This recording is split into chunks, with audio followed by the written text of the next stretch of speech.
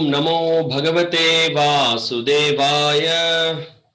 ओम नमो भगवते वासुदेवाय। ओम नमो भगवते वासुदेवाय। नमो विष्णुपादाय कृष्ण प्रेष्ठाय भूतले श्रीमते भक्ति विकास स्वामिनिति नामिने। नमो विष्णुपादाय कृष्ण प्रेष्ठाय भूतले श्रीमते भक्ति वेदांत स्वामिनिति नामिने। नमस्ते सारस्वते देवे गौरवाणी प्रचारिणे निर्विशेष शून्यवादी पाश्चात्य देश तारिणे। जय श्री कृष्ण चैतन्य प्रभु नित्यानंद श्री अद्वैत गदाधर श्रीवासादि गौर भक्त वृंद। हरे कृष्ण कृष्ण कृष्ण हरे हरे, हरे राम राम राम हरे हरे। हरे कृष्णा. மீண்டும் உங்க எல்லாருக்கும் எங்களுடைய அன்பார்ந்த வாழ்த்துக்கள். இந்த துருவமாற தொடர் சொற்பொழிவு நிகழ்ச்சிக்கு நீங்க எல்லாரும் கலந்துனதுக்கு மிக்க நன்றி. இஸ்கான் சேலம் சார்பில் உங்க எல்லாரையும் மிகவும் அன்போடு வரவேற்கிறோம் இந்த நிகழ்ச்சிக்கு. இன்னைக்கு வந்து நம்ம துருவலீலையுடைய கடைசி பாகமான துருவ மகாராஜர் எப்படி அவர் வந்து தன்னுடைய தூய்மையான பக்தி தொண்டின் மூலமாக பகவானை திருப்திப்படுத்தியதின் மூலமாக எப்படி அவர் அந்த வைகுண்ட தாமத்தை அடைந்தார், என்ன ஏற்பட்டது அப்படின்றத பத்தி நம்ம இன்னைக்கு விவாதிக்கலாம். உங்க எல்லாருக்கும் நினைவுபடுத்துறேன், போன வாரம் உங்களுக்கு சொல்லியிருந்தேன் எல்லாரையும் நிறைய இதற்கு முன்னாடி நடந்த வகுப்புகளில் நடந்த சில சம்பவங்களை நினைவுபடுத்திக்க சொல்லி. சரி, அதை பத்தியும் எல்லாரும் உங்க எல்லாருடைய கருத்துக்கள், உங்க எல்லாருடைய நீங்க உணர்ந்த விஷயங்கள், நம்ம கேட்ட விஷயங்கள் நம்ம நினைவுபடுத்திக்கலாம். ஹரே கிருஷ்ணா. இப்போ நம்ம துருவ மகாராஜ் வந்து என்ன ஏற்பட்டது, போன வாரம் நடந்த ஒரு விஷயங்கள் நினைவுபடுத்தி நம்ம மற்ற விஷயங்களை பத்தி பேசலாம். துருவ மகாராஜர் வந்து மிகவும் கோபமடைந்த யக்ஷர்களின் தாக்கத்தின் காரணத்தினால, யக்ஷர்களின் மாயாஜால தந்திரங்களின் காரணத்தினால அவர் வந்து எப்படி அவங்களை கையாளுறதுன்னு தெரியாம திகைத்தார் ஒரு சமயத்துல. ஆனாலும் அந்த ரிஷிகளுடைய அறிவுரையின் பேர்லயும் பகவானுடைய ஊக்கத்தின் பேர்லயும் அவரால் ரொம்ப தெளிவாக பகவத் சிந்தனையின் மூலமாகவும் பகவானோட நாமத்தின் மேல அவர் பெற்றிருந்த தஞ்சத்தின் மூலமாக அவருக்கு பாதுகாப்பு அளிக்கப்பட்டது, அவருக்கு நல்ல வழிகாட்டுதல் கொடுக்கப்பட்டது. அதே சமயத்துல துருவ மகாராஜர் எல்லைக்கு மீறிய ஒரு கோபத்தை கொண்டிருந்தார். அந்த எல்லைக்கு மீறிய கோபத்தை கட்டுப்படுத்துவதற்கோசரம் ஸ்வயம்புவ மனு அவருக்கு நல்ல அறிவுரைகளை கொடுத்தார். ஏற்கனவே நீங்க சிரேஷ்ட பக்தர், பகவத் பக்தியில் ஈடுபட்டிருக்கீங்க, அந்த தூய பக்தி தொண்டின் காரணத்தினால நீங்க வந்து இந்த கோபத்தை அறவே கைவிட்டு நீங்க போய் குபேரர்கிட்ட உங்களுடைய பணிவான வணக்கத்தை தெரிவித்து மன்னிப்பு கேட்கறதுக்கோசரம் துருவ மகாராஜர் ஊக்குவித்தார். அதற்கு பிரகாரம் துருவ மகாராஜரும் ஸ்வயம்பு மனுவின் அறிவுரையின் பேர்ல அவருடைய அறிவுரைக்கு அடிபணிந்து சதாசர்வ காலமும் பகவத் சேவையில் ஈடுபடுவதன் மூலமாக ஸ்ருதேன அப்படின்ற வார்த்தை அந்த ஸ்லோகத்துல சொல்லப்பட்டது. ரொம்ப தெளிவாக எப்பயுமே பகவானுடைய நாம ரூப குணலீலத்துல ஈடுபடுவதன் மூலமாக கோபம் தன்னால குறையும் அப்படின்றதையும் நம்ம கேட்டோம். அந்த விஷயத்தையும் நம்ம பார்த்தோம். அதற்கு பிறகு என்ன பேசப்பட்டது அப்படின்றத நம்ம இந்த வாரம் பார்க்கலாம். சோ அப்போ என்ன ஆகுது, துருவ மகாராஜர் அவர் தன்னுடைய திருப்பியும் தன்னுடைய ராஜ்யத்திற்கு போய் கடுமையான அவருடைய தர்ம அர்த்த காம மோட்ச செயல்கள் ஈடுபட்டார். பகவான் எப்பயுமே நினைவுல கொண்டு அவர் எல்லா காலத்திலும் ஈடுபட்டு இருந்தார். அதற்கு பிறகு ஒரு நேரம் வந்தது, 36,000 வருஷம் அவர் ஆட்சி புரிந்ததாக சொல்லப்பட்டிருக்கு. 36,000 வருஷம்னு நம்ம சொல்லும் பொழுது அது எந்த யுகமாக இருக்கணும்னு யோசிச்சு பாருங்க. 36,000 வருஷம்ன்றது நம்மளுக்கு எதை நினைவுபடுத்துறது அப்படின்னா, துருவர் சத்தியயுகம் கிருத்தேய தியாயத்தே விஷ்ணு திரேதாயம், கிருத்தயுகம் அல்லது சத்தியயுகம்னு சொல்லக்கூடிய முதல் யுகத்துல இந்த சம்பவம் நடந்ததுன்றதை நம்ம புரிஞ்சுக்கலாம். அவர் அவ்வளோ காலம் பகவானுடைய சிந்தனையில இருந்தார், அவ்வளவு காலம் அவர் பகவத் சேவையில் ஈடுபட்டிருந்தார். அதே சமயத்துல ராஜ்யத்தையும் கையாண்டார். இப்போ அவர் இந்த ராஜ்யத்தை கைவிடக்கூடிய நேரத்துக்கு அவர் தன்னை தயாரிச்சுட்டார். இப்போ ஸ்ரீல பிரபுபாதர் ரொம்ப அற்புதமாக இந்த ஒரு பொருளுரையில ஒரு கருத்துக்களை பத்தி விளக்குறார். ஸ்ரீல பிரபுபாதர் சொல்ற 2 விதமான காரியங்கள் இருக்கு அப்படிங்கிறார். ஒண்ணு வந்து புண்ணிய காரியங்கள், இன்னொன்னு வந்து பாவ காரியங்கள். இந்த ஸ்லோகத்துல என்ன சொல்லப்பட்டிருக்கு அப்படின்னா, 4வது ஸ்கந்தம் 12வது அத்தியாயம் 13வது ஸ்லோகத்துல என்ன சொல்லப்பட்டிருக்கு, அவருடைய புண்ணிய செயல்களின் அனுபவிப்பதன் மூலமாக தான் அனுபவிப்பதன் மூலமாக இன்பத்தை அனுபவிப்பதன் மூலமாக புண்ணிய செயல்களின் பலனை அவர் அறவே விட்டொழிச்சார் அப்படின்றது சொல்லப்பட்டது. அதற்கு பிறகு என்ன சொல்லப்பட்டிருக்கு? கடுமையான தபஸ்யா புரிந்ததின் காரணத்தினால பாவ விளைவுகளுடைய பின்னணியிலிருந்து ஒரு விடுதலை அடைந்தார் அப்படின்னு சொல்லப்பட்டிருக்கு. அப்படி சொல்லும்போது நீங்க என்ன பிரபுபாதர் விளக்குறார் அப்படின்னா பொருளுரையில, தூய பக்தி தொண்டில் ஒருத்தர் ஈடுபடுவதன் மூலமாக ஸ்வர்க்க பிராப்தியை அடைவதிலிருந்து அவன் வீடு பெறலாம். ஸ்வர்க்க பிராப்தம் அவனுக்கு விருப்பம் இல்லை. ஏன்னா ஒரு நல்ல காரியத்தை பண்ணும்பொழுது என்ன நல்ல பலன்கள் ஏற்படுது. ஆனா இந்த பௌத்திக உலகத்துல நல்ல காரியமும் நம்மளை பந்தப்படுத்துறது, பாவ காரியங்களும் நம்மளை பந்தப்படுத்துறது, நம்மளை கீழ்நோக்கி கொண்டு போறது. ஆனா இந்த பகவத் பக்தி ஈடுபடக்கூடிய காரியங்கள், பக்தி தொண்டு நம்ம ஈடுபடக்கூடிய காரியங்கள் என்ன பண்றது, நம்மள இந்த பௌதிக தடங்கள்ல இருந்து முழுமையாக விடுவித்து நம்மள பகவானுடைய வாசஸ்தலத்துக்கு அழைத்து செல்றது. பிரபுபாத் சொல்றார், ஒரு பக்தன் என்ன பண்றான், என்ன விரதங்களை கடைபிடிக்கிறான்? 4 கட்டுப்பாட்டு விதிமுறைகள் பக்தன் கடைபிடிக்கிறான். தவறான பாலுறவுல ஈடுபடுறது கிடையாது, சூதாட்டத்தில் ஈடுபடுறது கிடையாது, மாமிசங்களை சாப்பிடுறது கிடையாது, மதுபானங்களை சாப்பிடுறது கிடையாது, தவறான பாலுறவுல ஈடுபடுறது கிடையாது. இது ஒரு விரதம். அது மட்டும் இல்லாம வேற என்ன விரதங்களை கடைபிடிக்கிறோம்? ஏகாதசி அன்னைக்கு அணுகல்ப பிரசாதத்தை ஏத்துக்கிறான். அப்புறம் பகவானோட ஆச்சாரியர்களோட பிறந்த தினம், அப்புறம் பகவானுடைய அவதார தினங்கள் அன்னைக்கு உபவாசம் இருக்கிறது. இந்த மாதிரி கட்டுப்பாட்டு விதிமுறைகளை கடைபிடிக்கிறதன் மூலமாக தவங்களை புரிகிறான். இதன் மூலமாக எல்லா பாவ விளைவுகளிலிருந்தும் விடுதலை அடைகிறான். முக்கியமாக பகவத் ஸ்மரணையில் ஈடுபடுறான் அப்படின்றத பிரபுபாத் சொல்றாரு. இப்ப நம்ம 4வது ஸ்கந்தம் 12வது அத்தியாயம் 18வது ஸ்லோகத்துக்கு போலாம். பிரபுபாத் சொல்ற ஸ்லோகத்துல சொல்லப்பட்டிருக்கு, பக்திம் ஹரௌ பகவதி பிரவஹன் அஜஸ்ரம் ஆனந்த பாஷ்பகலயா முஹுர் அர்த்யமானஹ விக்லித்யமான ஹிருதய புலகாசிதாங்கோ நாத்மானமஸ்மரதசாவிதி முக்தலிங்கஹ. இங்க என்ன சொல்லப்பட்டிருக்கு? பக்திம் ஹரௌ பகவதி பிரவஹன் அஜஸ்ரம். பிரவஹன் அப்படின்ற வார்த்தை, ஹரௌ பகவதி பக்திம் அப்படின்றது மிகவும் முக்கியமான வார்த்தைகளாக இந்த ஸ்லோகத்தில் அமைந்திருக்கு.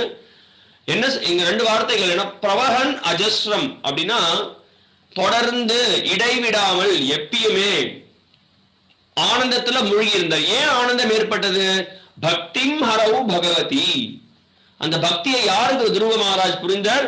அந்த பக்தியை பகவான் கிருஷ்ணருக்கு அவர் புரிஞ்சார், பகவான் விஷ்ணுக்கு அவர் புரிஞ்சார். அப்படி அவர் புரிந்த பக்தியின் காரணத்தினால அவருக்கு என்ன ஏற்பட்டது?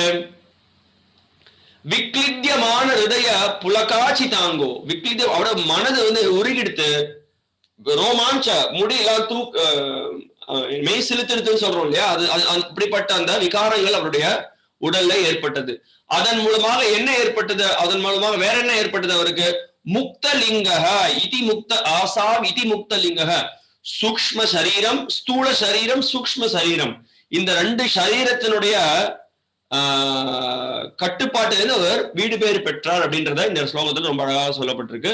சோ எப்படி இது ஏற்பட்டது? தொடர்ந்த பக்தி தொண்டின் காரணத்தினால. சோ அதனால நம்ம இந்த உடல்ன்ற தளத்திலிருந்து விடுதலை பெறணும், இந்த மனம்ன்ற தளத்திலிருந்து விடுதலை பெறணும், அகங்காரன்ற தளத்திலிருந்து விடுதலை பெறணும் அப்படின்னா அதற்கு நம்ம பின்பற்ற வேண்டிய சிறந்த செயல் என்ன அப்படின்னு பார்த்தோம் அப்படின்னா பகவத் பக்தி தொண்டு அப்படின்றது ரொம்ப தெளிவாக இங்க அதனால நம்ம புரிஞ்சுக்க முடியாது. ஸ்லோகம் 19, 12வது அத்தியாயம் 4வது ஸ்கந்தம். சதர்ஷ விமானக்ரயம் நவசோவதரத்ருவஹ விப்ராஜயத்தசோ திசோ ராகாபதி நிவோதிதம். இப்போ இவருடைய இந்த ஆழ்ந்த பக்தி தொண்டின் காரணத்தினால இந்த உன்னத அனுபவங்களை அவர் வெளிப்படுத்துறத நம்ம பாக்குறோம். யார்? துருவ மகாராஜ். இப்ப அதனுடைய விளைவாக என்ன ஏற்பட்டது அப்படின்னா, ஆழ்ந்த பக்தி தொண்டில் ஈடுபட்டதுனால நம்ம நினைவில் படுத்திக்கணும், பகவான் விஷ்ணுவருக்கு என்ன ஆசீர்வாதம் கொடுக்கிறார்? நீ இந்த பூலோகத்துல நீ ஆட்சி புரிந்து தர்மத்தின் பிரகாரம் ஆட்சி புரிந்து உன்னை திருப்பியும் நான் என்னுடைய தாமத்துக்கு எடுத்துப்பேன், நீ துருவலோகத்துக்கு நீ ஏற்றம் பெறுவ அப்படின்றத சொல்ற. அதே மாதிரி அவர் சொன்ன வாக்கை பகவான் காப்பாத்துறார். பகவான் என்ன ஏற்படுறது? ஒரு மிகப்பெரிய அற்புதமான விமானம் அந்த இடத்துக்கு இறங்குறது. அந்த விமானம் எப்படி இருந்தது அப்படின்றது இந்த ஸ்லோகத்துல வர்ணிக்கப்படுறது. அதாவது பௌர்ணமி அன்னைக்கு எப்படி அந்த நிலவு எப்படி இருக்கும், அந்த நிலவுல இருந்து எப்படிப்பட்ட ஒரு ஒளி வரும், அது மாதிரி 10 திசைகளிலையும் அந்த பிரகாசம் வெளிப்படுத்தப்படுறது. எதுல இருந்து வரக்கூடிய பிரகாசம்? அந்த விமானத்திலிருந்து வரக்கூடிய பிரகாசம் வெளிப்படுத்தப்படுறது அப்படின்றது இந்த ஸ்லோகத்துல ரொம்ப தெளிவாக சொல்லப்பட்டிருக்கு. இப்போ நம்ம எல்லாருக்கும் ஒரு பெரிய சவால். என்ன சவால் அப்படின்னா, வேதங்கள் சாஸ்திரத்துல சொல்லியிருக்கக்கூடிய விஷயம் பரிபூர்ண உண்மை.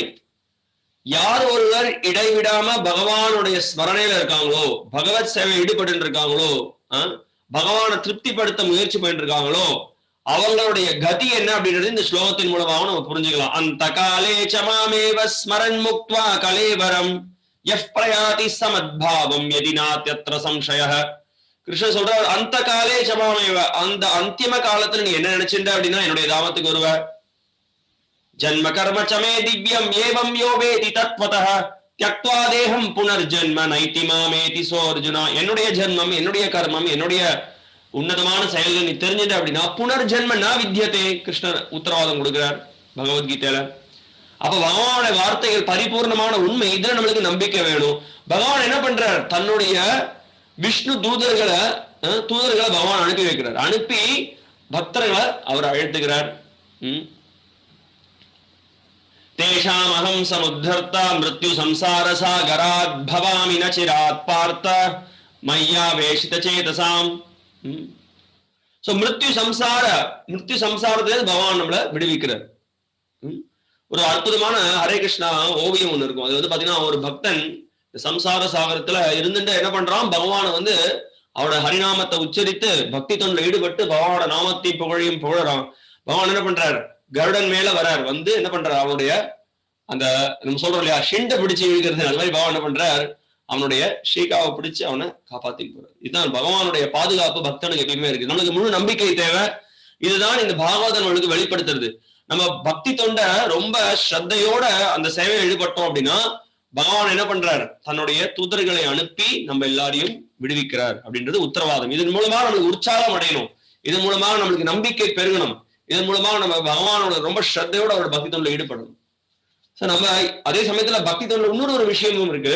நம்ம பகவானோட நிபந்தனை வைக்கிறது, நான் 10 வருஷமா பக்தி பண்றேன், நான் உங்களுடைய நாமத்தை இடைவிடாம சொல்றேன், கண்டிப்பா நீங்க உங்களுடைய தாமத்துக்கு கூட்டிட்டு போகணும் அப்படின்ற ஒரு பக்தனோட நிபந்தனை கிடையாது. பக்தனோட நிபந்தனையே பக்தன் பகவான் வைக்கிறது கிடையாது.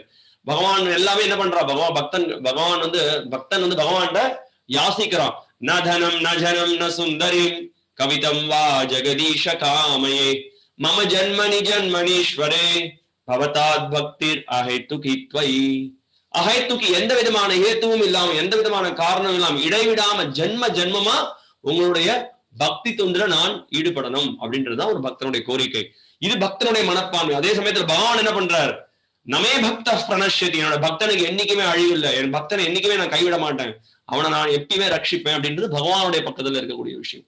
அதனால இந்த பகவான்கிட்டையும் பக்தன்கிட்டையும் இருக்கக்கூடிய ஒரு உன்னதமான தளத்துல இருக்கக்கூடிய ஒரு போட்டின்னு சொல்லலாம். பக்தன் எப்பயுமே பகவான் எதையும் எதிர்பார்க்கறது கிடையாது. ஆனா பகவான் எப்பயுமே தன்னுடைய பக்தனுடைய பாதுகாப்புக்கோசரம் தன்னையே கொடுக்கறதுக்கு தயாரா இருக்கு. இதுதான் இந்த பக்தி தன்னுடைய ஒரு அற்புதமான ஏற்றம். அப்புறம் இன்னும் என்ன சொல்லப்பட்டிருக்கு இந்த ஸ்லோகத்துல, இதுக்கு வரக்கூடிய ஸ்லோகத்தை பார்க்கலாம். துருவனுடைய திருமேனி பொன்னிறமாக மாற்றம் அடைகிறத நம்ம பார்க்க போறோம். அதுவும் நடக்குது. அடுத்த ஸ்லோகத்தை பார்க்கலாம். ஸ்லோகம் 20. தத்ரானுதேவ பிரவரௌ சதுர்புஜௌ ஷியாமௌ கிஷோரௌ அருணாம்புஜேக்ஷணௌ ஸ்திதாவஷ்டப்யகதாம் சுவாசசௌ கிரீட்டஹாராங்கதசாரு குண்டலௌ. அதை என்னங்க நீங்க சொல்றீங்க, என்னமோ வைகுண்டத்துல இருந்து வந்தாங்களாம், தூதர்கள் வந்தாங்களாம், யார் அப்படிலாம் அது மாதிரி யாருமே கிடையாது. அவங்கள பத்தின வர்ணனைகள் ரொம்ப அழகாக கொடுக்கப்பட்டிருக்கு பாகவதத்துல. எவ்வளவு தெளிவான வர்ணனைகள் கொடுக்கப்பட்டிருக்கு பாருங்க. தத்ரானு தேவ பிரவரவ் சதுர்புஜோ, சதுர்புஜங்கள் 4 கரங்கள் அவங்களுக்கு இருந்தது. ஷியாமௌ கிஷோராவ் அருணாம்புஜேக்ஷணம், ரொம்ப இளம் வாய்ந்தவர்களா இளமை நபர்களாக இருந்தாங்க. அதே சமயத்துல நல்லா எப்படி இந்த கருமேகம் எப்படி இருக்கும் அது மாதிரி அவங்களுடைய திருமேனி இருந்தது. அவங்களுடைய கண்கள் எப்படி இருந்தது, சிகப்பு தாமரையை போல இருந்தது அப்படின்னு சொல்லப்பட்டிருக்கு. சிகப்பு தாமரையை போல இருந்த கண்கள். அதற்கு பிறகு அவங்க போட்டிருந்த உடை ரொம்ப அவ்வளவு அற்புதமான ஒரு உடையை அவங்க அணிந்திருந்தாங்க, ரொம்ப கவர்ச்சிகரமாக இருந்தது அந்த உடை. அதுக்கப்புறம் என்ன, கிரீடம் இருந்தது. ஹராங்கத சாரு குண்டலம், ஹரனா நல்ல நகைகள்லாம் அணிந்திருந்தாங்க. அப்புறம் கையில வந்து வளையல் இருந்தது. அப்புறம் வேற என்ன இருந்தது? குண்டலம், சாறு குண்டலம், அழகான காதுல குண்டலங்கள்லாம் அணிந்திருந்தாங்க. சோ யார் அவங்க? நந்த சுனந்த அப்படின்ற பகவானுடைய வாயிற்காப்பாளர்கள் சொல்லலாம். அவருடைய ரொம்ப நெருங்கிய சேவகர்கள். அவங்க வந்து வைகுண்டத்துக்கு வரக்கூடிய பக்தர்களை அழைத்து கொண்டு செல்றாங்க அப்படின்னு ரொம்ப அழகா சொல்லப்பட்டிருக்கு. சோ அதனால பகவான் என்ன பண்றார்? தன்னுடைய பக்தர்களை அவர் ரட்சிக்கிறார். பக்தர்களுக்கு அவர் பாதுகாப்பு அளிக்கிறார் அப்படின்றது ரொம்ப தெளிவான ஒரு விஷயம். இந்த இடத்துல ரொம்ப அழகாக அது வர்ணிக்கப்பட்டிருக்கு. ஹரே கிருஷ்ணா. ஸ்லோகம் 21.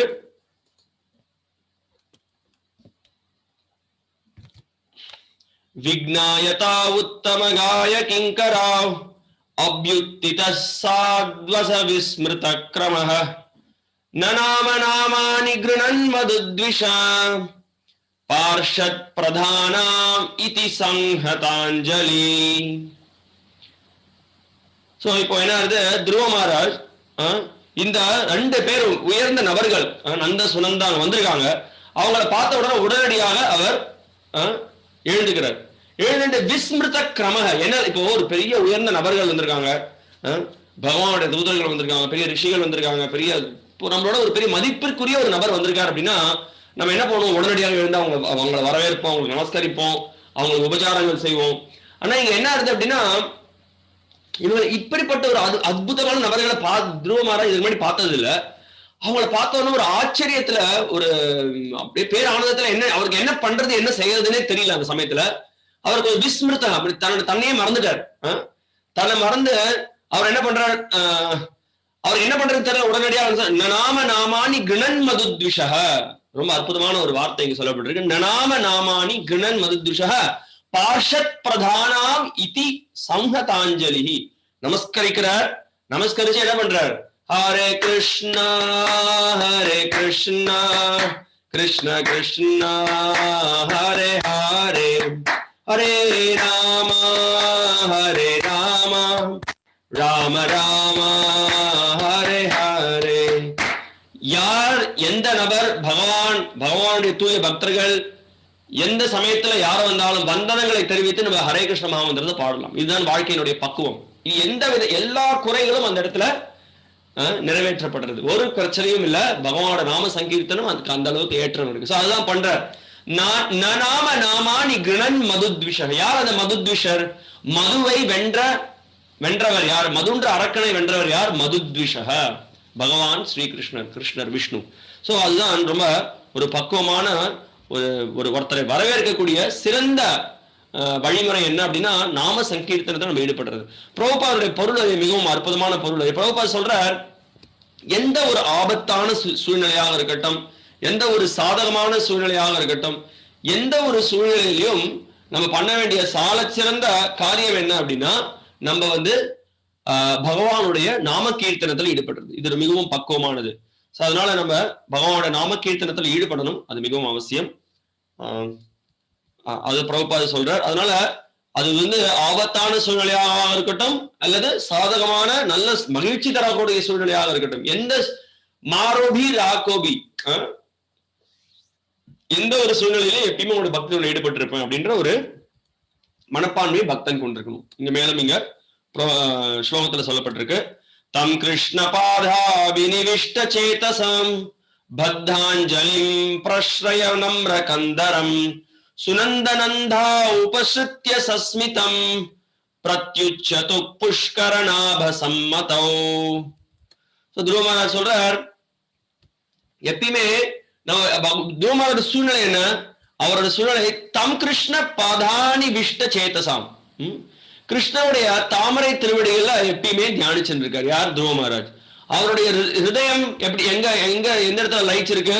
அவருடைய ஹிருதயமும் பகவான் மேல லயிச்சிருக்கு. அப்போ இப்போ சுனந்த நந்தா உபசிருஷ்ய சஸ்மதிம். இவங்க 2 பேரும் துருவனை வந்து பார்க்கும்பொழுது துருவ மகாராஜ் ரொம்ப சந்தோஷத்தோட மிகவும் பணிவோட அவர் நந்தா சுனந்தாவை பார்த்து சில ஓரிரு வார்த்தைகளை சொல்றார். நேருக்கு நேரம் அவங்களை பார்த்து ரொம்ப அற்புதமான வார்த்தைகளை சொல்றார்.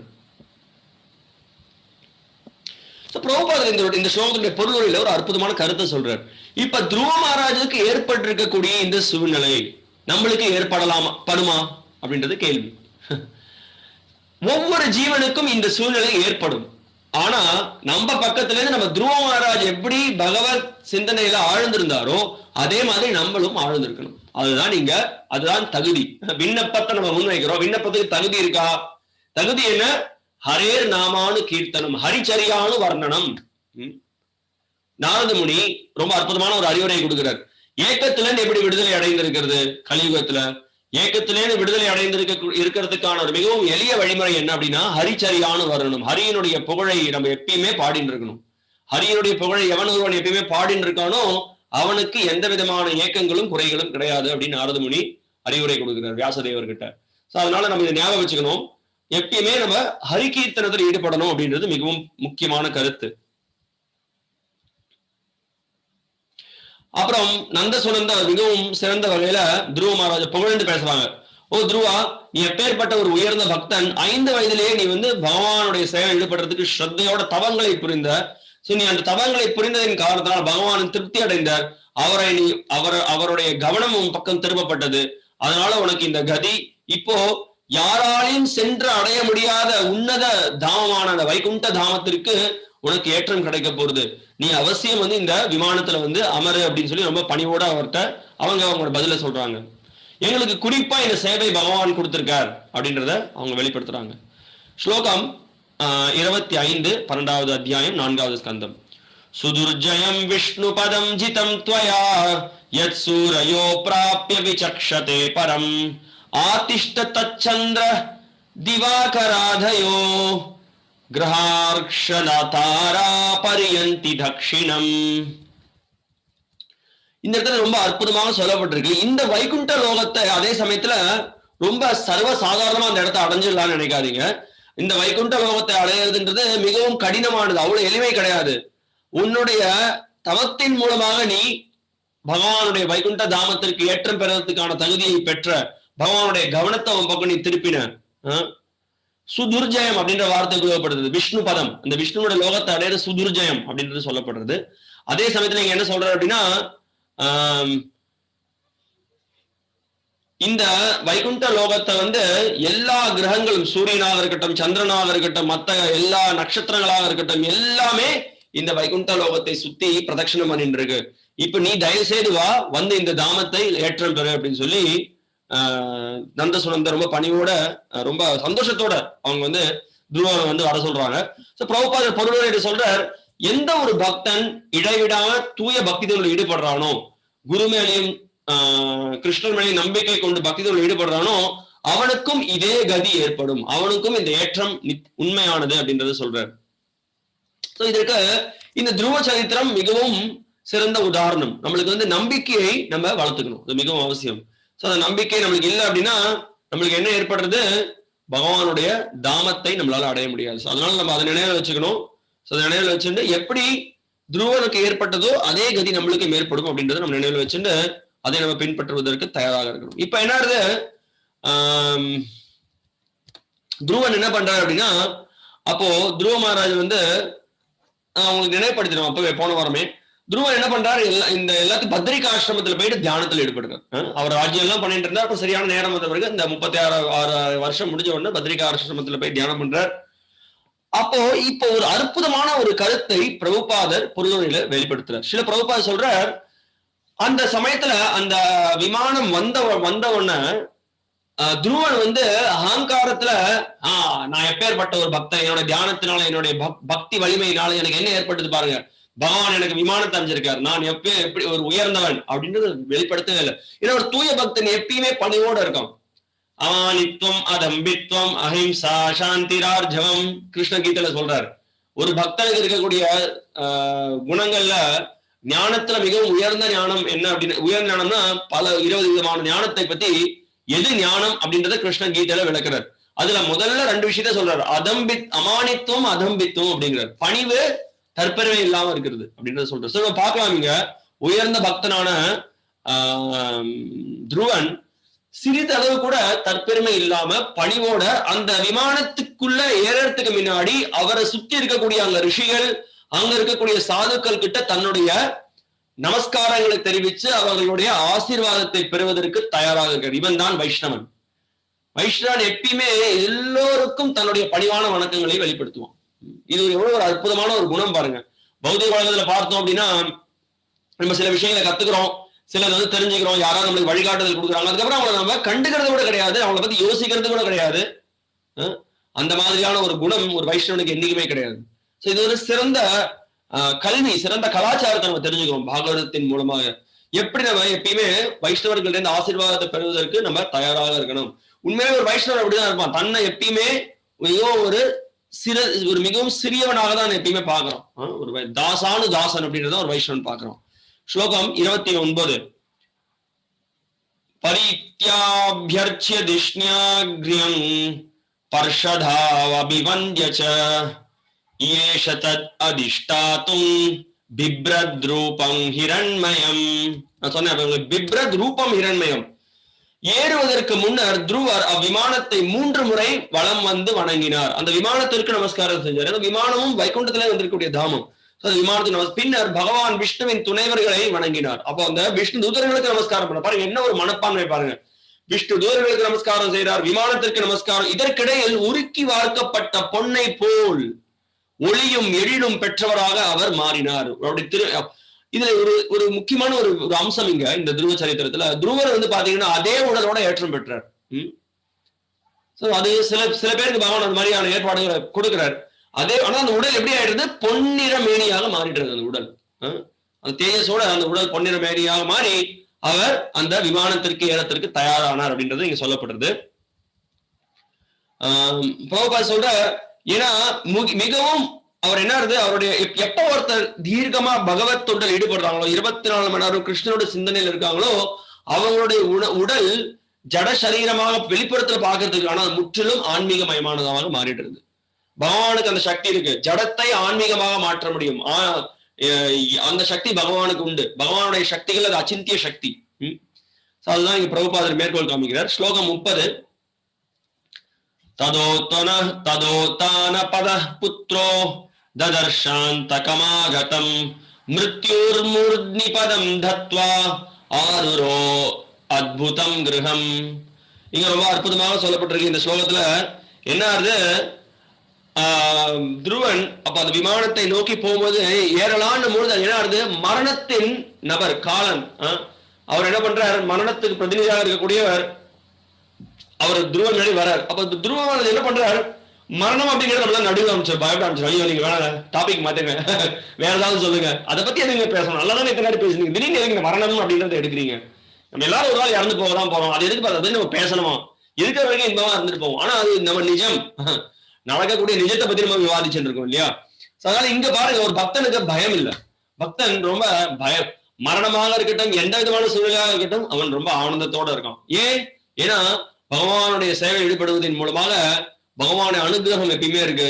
அவனுக்கு தெரியும் மரணம்ன்றது என்னது, இந்த உடலை விட்டு வேறொரு உடலை நம்ம எடுக்க போறோம். ஆனா பகவானுடைய பக்தன் முழுமையாக அறிந்திருக்கோம், நம்ம இந்த இடத்துல இப்ப சேவை பண்ணிட்டு இருக்கோம், வேற இடத்துல போய் சேவை பண்ண போறோம், அவ்வளவுதான் பகவானோட பக்தனுக்கு அது அந்த ஒரு கருத்து தெளிவாக இருக்கு. இங்க பிரபுபாத பொருளூரில் அற்புதமான ஒரு உதாரணத்தை இங்க முன்வைக்கிறார்.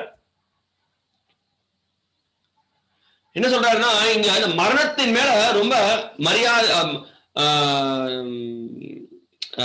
மரணத்தின் பிரதிநிதி வந்து ஒரு மரியாதையை தெரிவிக்கிற மாதிரி முன்னாடி வர்றார். அது ரொம்ப ஒரு எந்த விதமான பயமும் இல்லாம துருவன் அவருடைய தலையில காலை வச்சு மேலே ஏறார் அப்படின்னு சொல்லப்படுது. பிரபுபாதர் ஒரு அற்புதமான உதாரணத்தை கொடுக்கிறார். பிரபுபாதர் சொல்ற, ஒரு பக்தனுடைய மரணத்திற்கும் ஒரு அபக்தனுடைய மரணத்திற்கும் வித்தியாசம் இருக்கு. அதுக்கு என்ன உதாரணம் கொடுக்கிறார் அப்படின்னா, ஒரு பூனை இருக்கு, ஒரு பூனை எலியை பிடிக்கிறது, அதே மாதிரி பூனை தன்னுடைய குட்டியும் பிடிச்சிக்கிறது வாயில. பூனை எலிய பிடிக்கிறதுக்கும் பூனை குட்டியை பிடிக்கிறதுக்கும் வித்தியாசம் இருக்கு இல்லையா.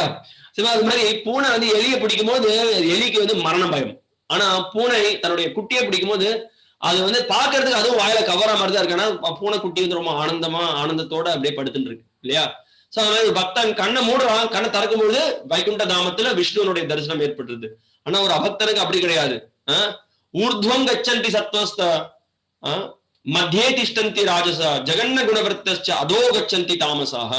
இந்த 3 குணங்களுக்கு ஏத்த மாதிரி அவன் மேல போறான், இல்ல கீழே போறான், இல்ல மத்திய லோகத்துல சுத்துறான். 84 லட்சம் வகையான உடல்கள் எந்த விதமான உடல் வேணாலும் ஏற்படலாம். அனாயசேன மரணம் வினாத்தியன்யேன ஜீவனம். அதனால யார் ஒருத்தர் வந்து பகவானோட கோவிந்தனுடைய நாமத்தை கோவிந்த சரணாத்வயம் கோவிந்தனுடைய திருவடிகளை யார் பலமா பிடிச்சிட்டு இருக்காங்களோ அவங்களுக்கு எந்த விதமான பயமும் இல்லை. அதனால மரணன்றதை கண்டு நம்ம பயப்படுறதுக்கான அவசியமே இல்லை. இந்த பயிற்சி பக்தியில ஈடுபட நம்மளுக்கு நம்மளுக்கு வந்து இது ஒரு பெரிய ஒரு விஷயமாக தெரியவே தெரியாது. ஆனா நம்ம எப்ப பக்தியில ஈடுபடாம இருக்கோமோ, பௌதிக விஷயங்களை பத்தி சிந்திக்க ஆரம்பிக்கிறோமோ, நம்மளுக்கு இந்த தேவையில்லாத இந்த மரண பயம், சோக மோக பயம் அப்படின்ற 3 விஷயங்கள் நம்மள வந்து நம்மள வந்து கீழே இழுக்கும். சோ அதனாலதான் எஸ்யம் வை ஸ்ரூயமானாயாம் கிருஷ்ண பரம புருஷே பக்திர் உற்பத்தியதே சைவ சோக மோக பயாபா. சோக மோக பயத்திலிருந்து ஒருத்தரால் விடுதலை அடைய முடியும். யாரால? எஸ்யாம் வை ஸ்ரூயமானாயாம், யார் ஒருத்தர் எப்பயுமே விஷ்ணுனுடைய பக்தி தொழில் ஈடுபட்டு இருக்காங்களோ அந்த பிரதானமான பக்தி உண்டானது ஸ்ரவணம் கீர்த்தனம் அப்படின்றது பாகவத்துல ரொம்ப அழகாக நாரத முனி வியாசதேவர் இதை பத்தி விளக்குறார். இங்க பிரபுபாதர் அந்த கருத்தை ரொம்ப அற்புதமா இந்த ஸ்லோகத்துல சொல்றார். இப்போ ஒரு விஷயம் துருவனுக்கு சங்கடமாக இருக்கு. அடாடா அந்த விமானத்துக்குள்ள ஏற நினைக்கிறான். ஆனா ஒரு வைஷ்ணவோட மனப்பான்மை பாருங்க, பரதுக்க துக்கி. தான் தூய்மை அடைகிறது மட்டுமே வைஷ்ணவோட குறிக்கோள் கிடையாது.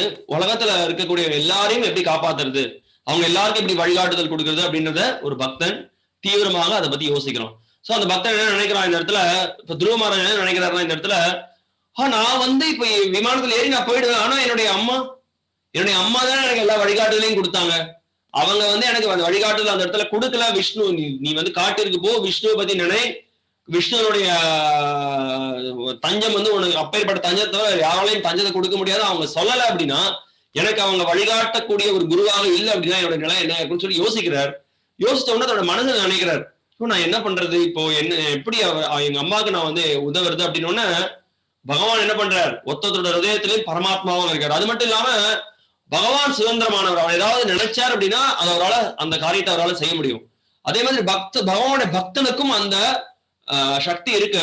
ஆனா பகவானோட பக்தன் சுதந்திரமானவனாக எப்பயுமே பகவான் மேல சார்ந்து இருக்கும். சோ பகவானுடைய இச்சையை புரிந்துண்டு, பக்தனுடைய இச்சையை புரிந்துண்டு பகவான் என்ன பண்றார், உடனடியாக உற்சாகத்தை கொடுக்கிறார். நந்தா சுனந்தா அந்த இடத்துல பேசுறாங்க.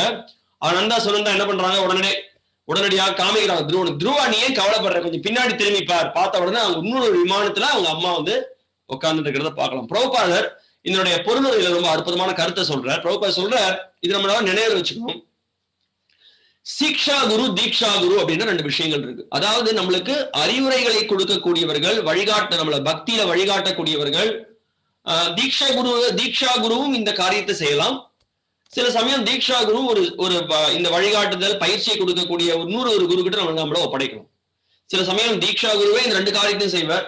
சில சமயம் அந்த தீக்ஷா குருன்றவர் தீட்சை அளித்து யாருக்கிழையாவது பயிற்சிக்கு நம்மளை விட்டுடுவார்.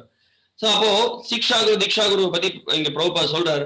இங்க ஒரு முக்கியமான கருத்தை பிரபுபாதர் மேற்கோள் காமிக்கிறார். ஆனா சுனிதி அவங்களால வந்து தீக்ஷா குருவாக ஆக முடியாது. ஏன் அப்படின்னா, ஏன்னா அவங்க வந்து ஒரு ஸ்திரீயால அந்த ஒரு ஸ்தானத்தை எடுத்துக்க முடியாது.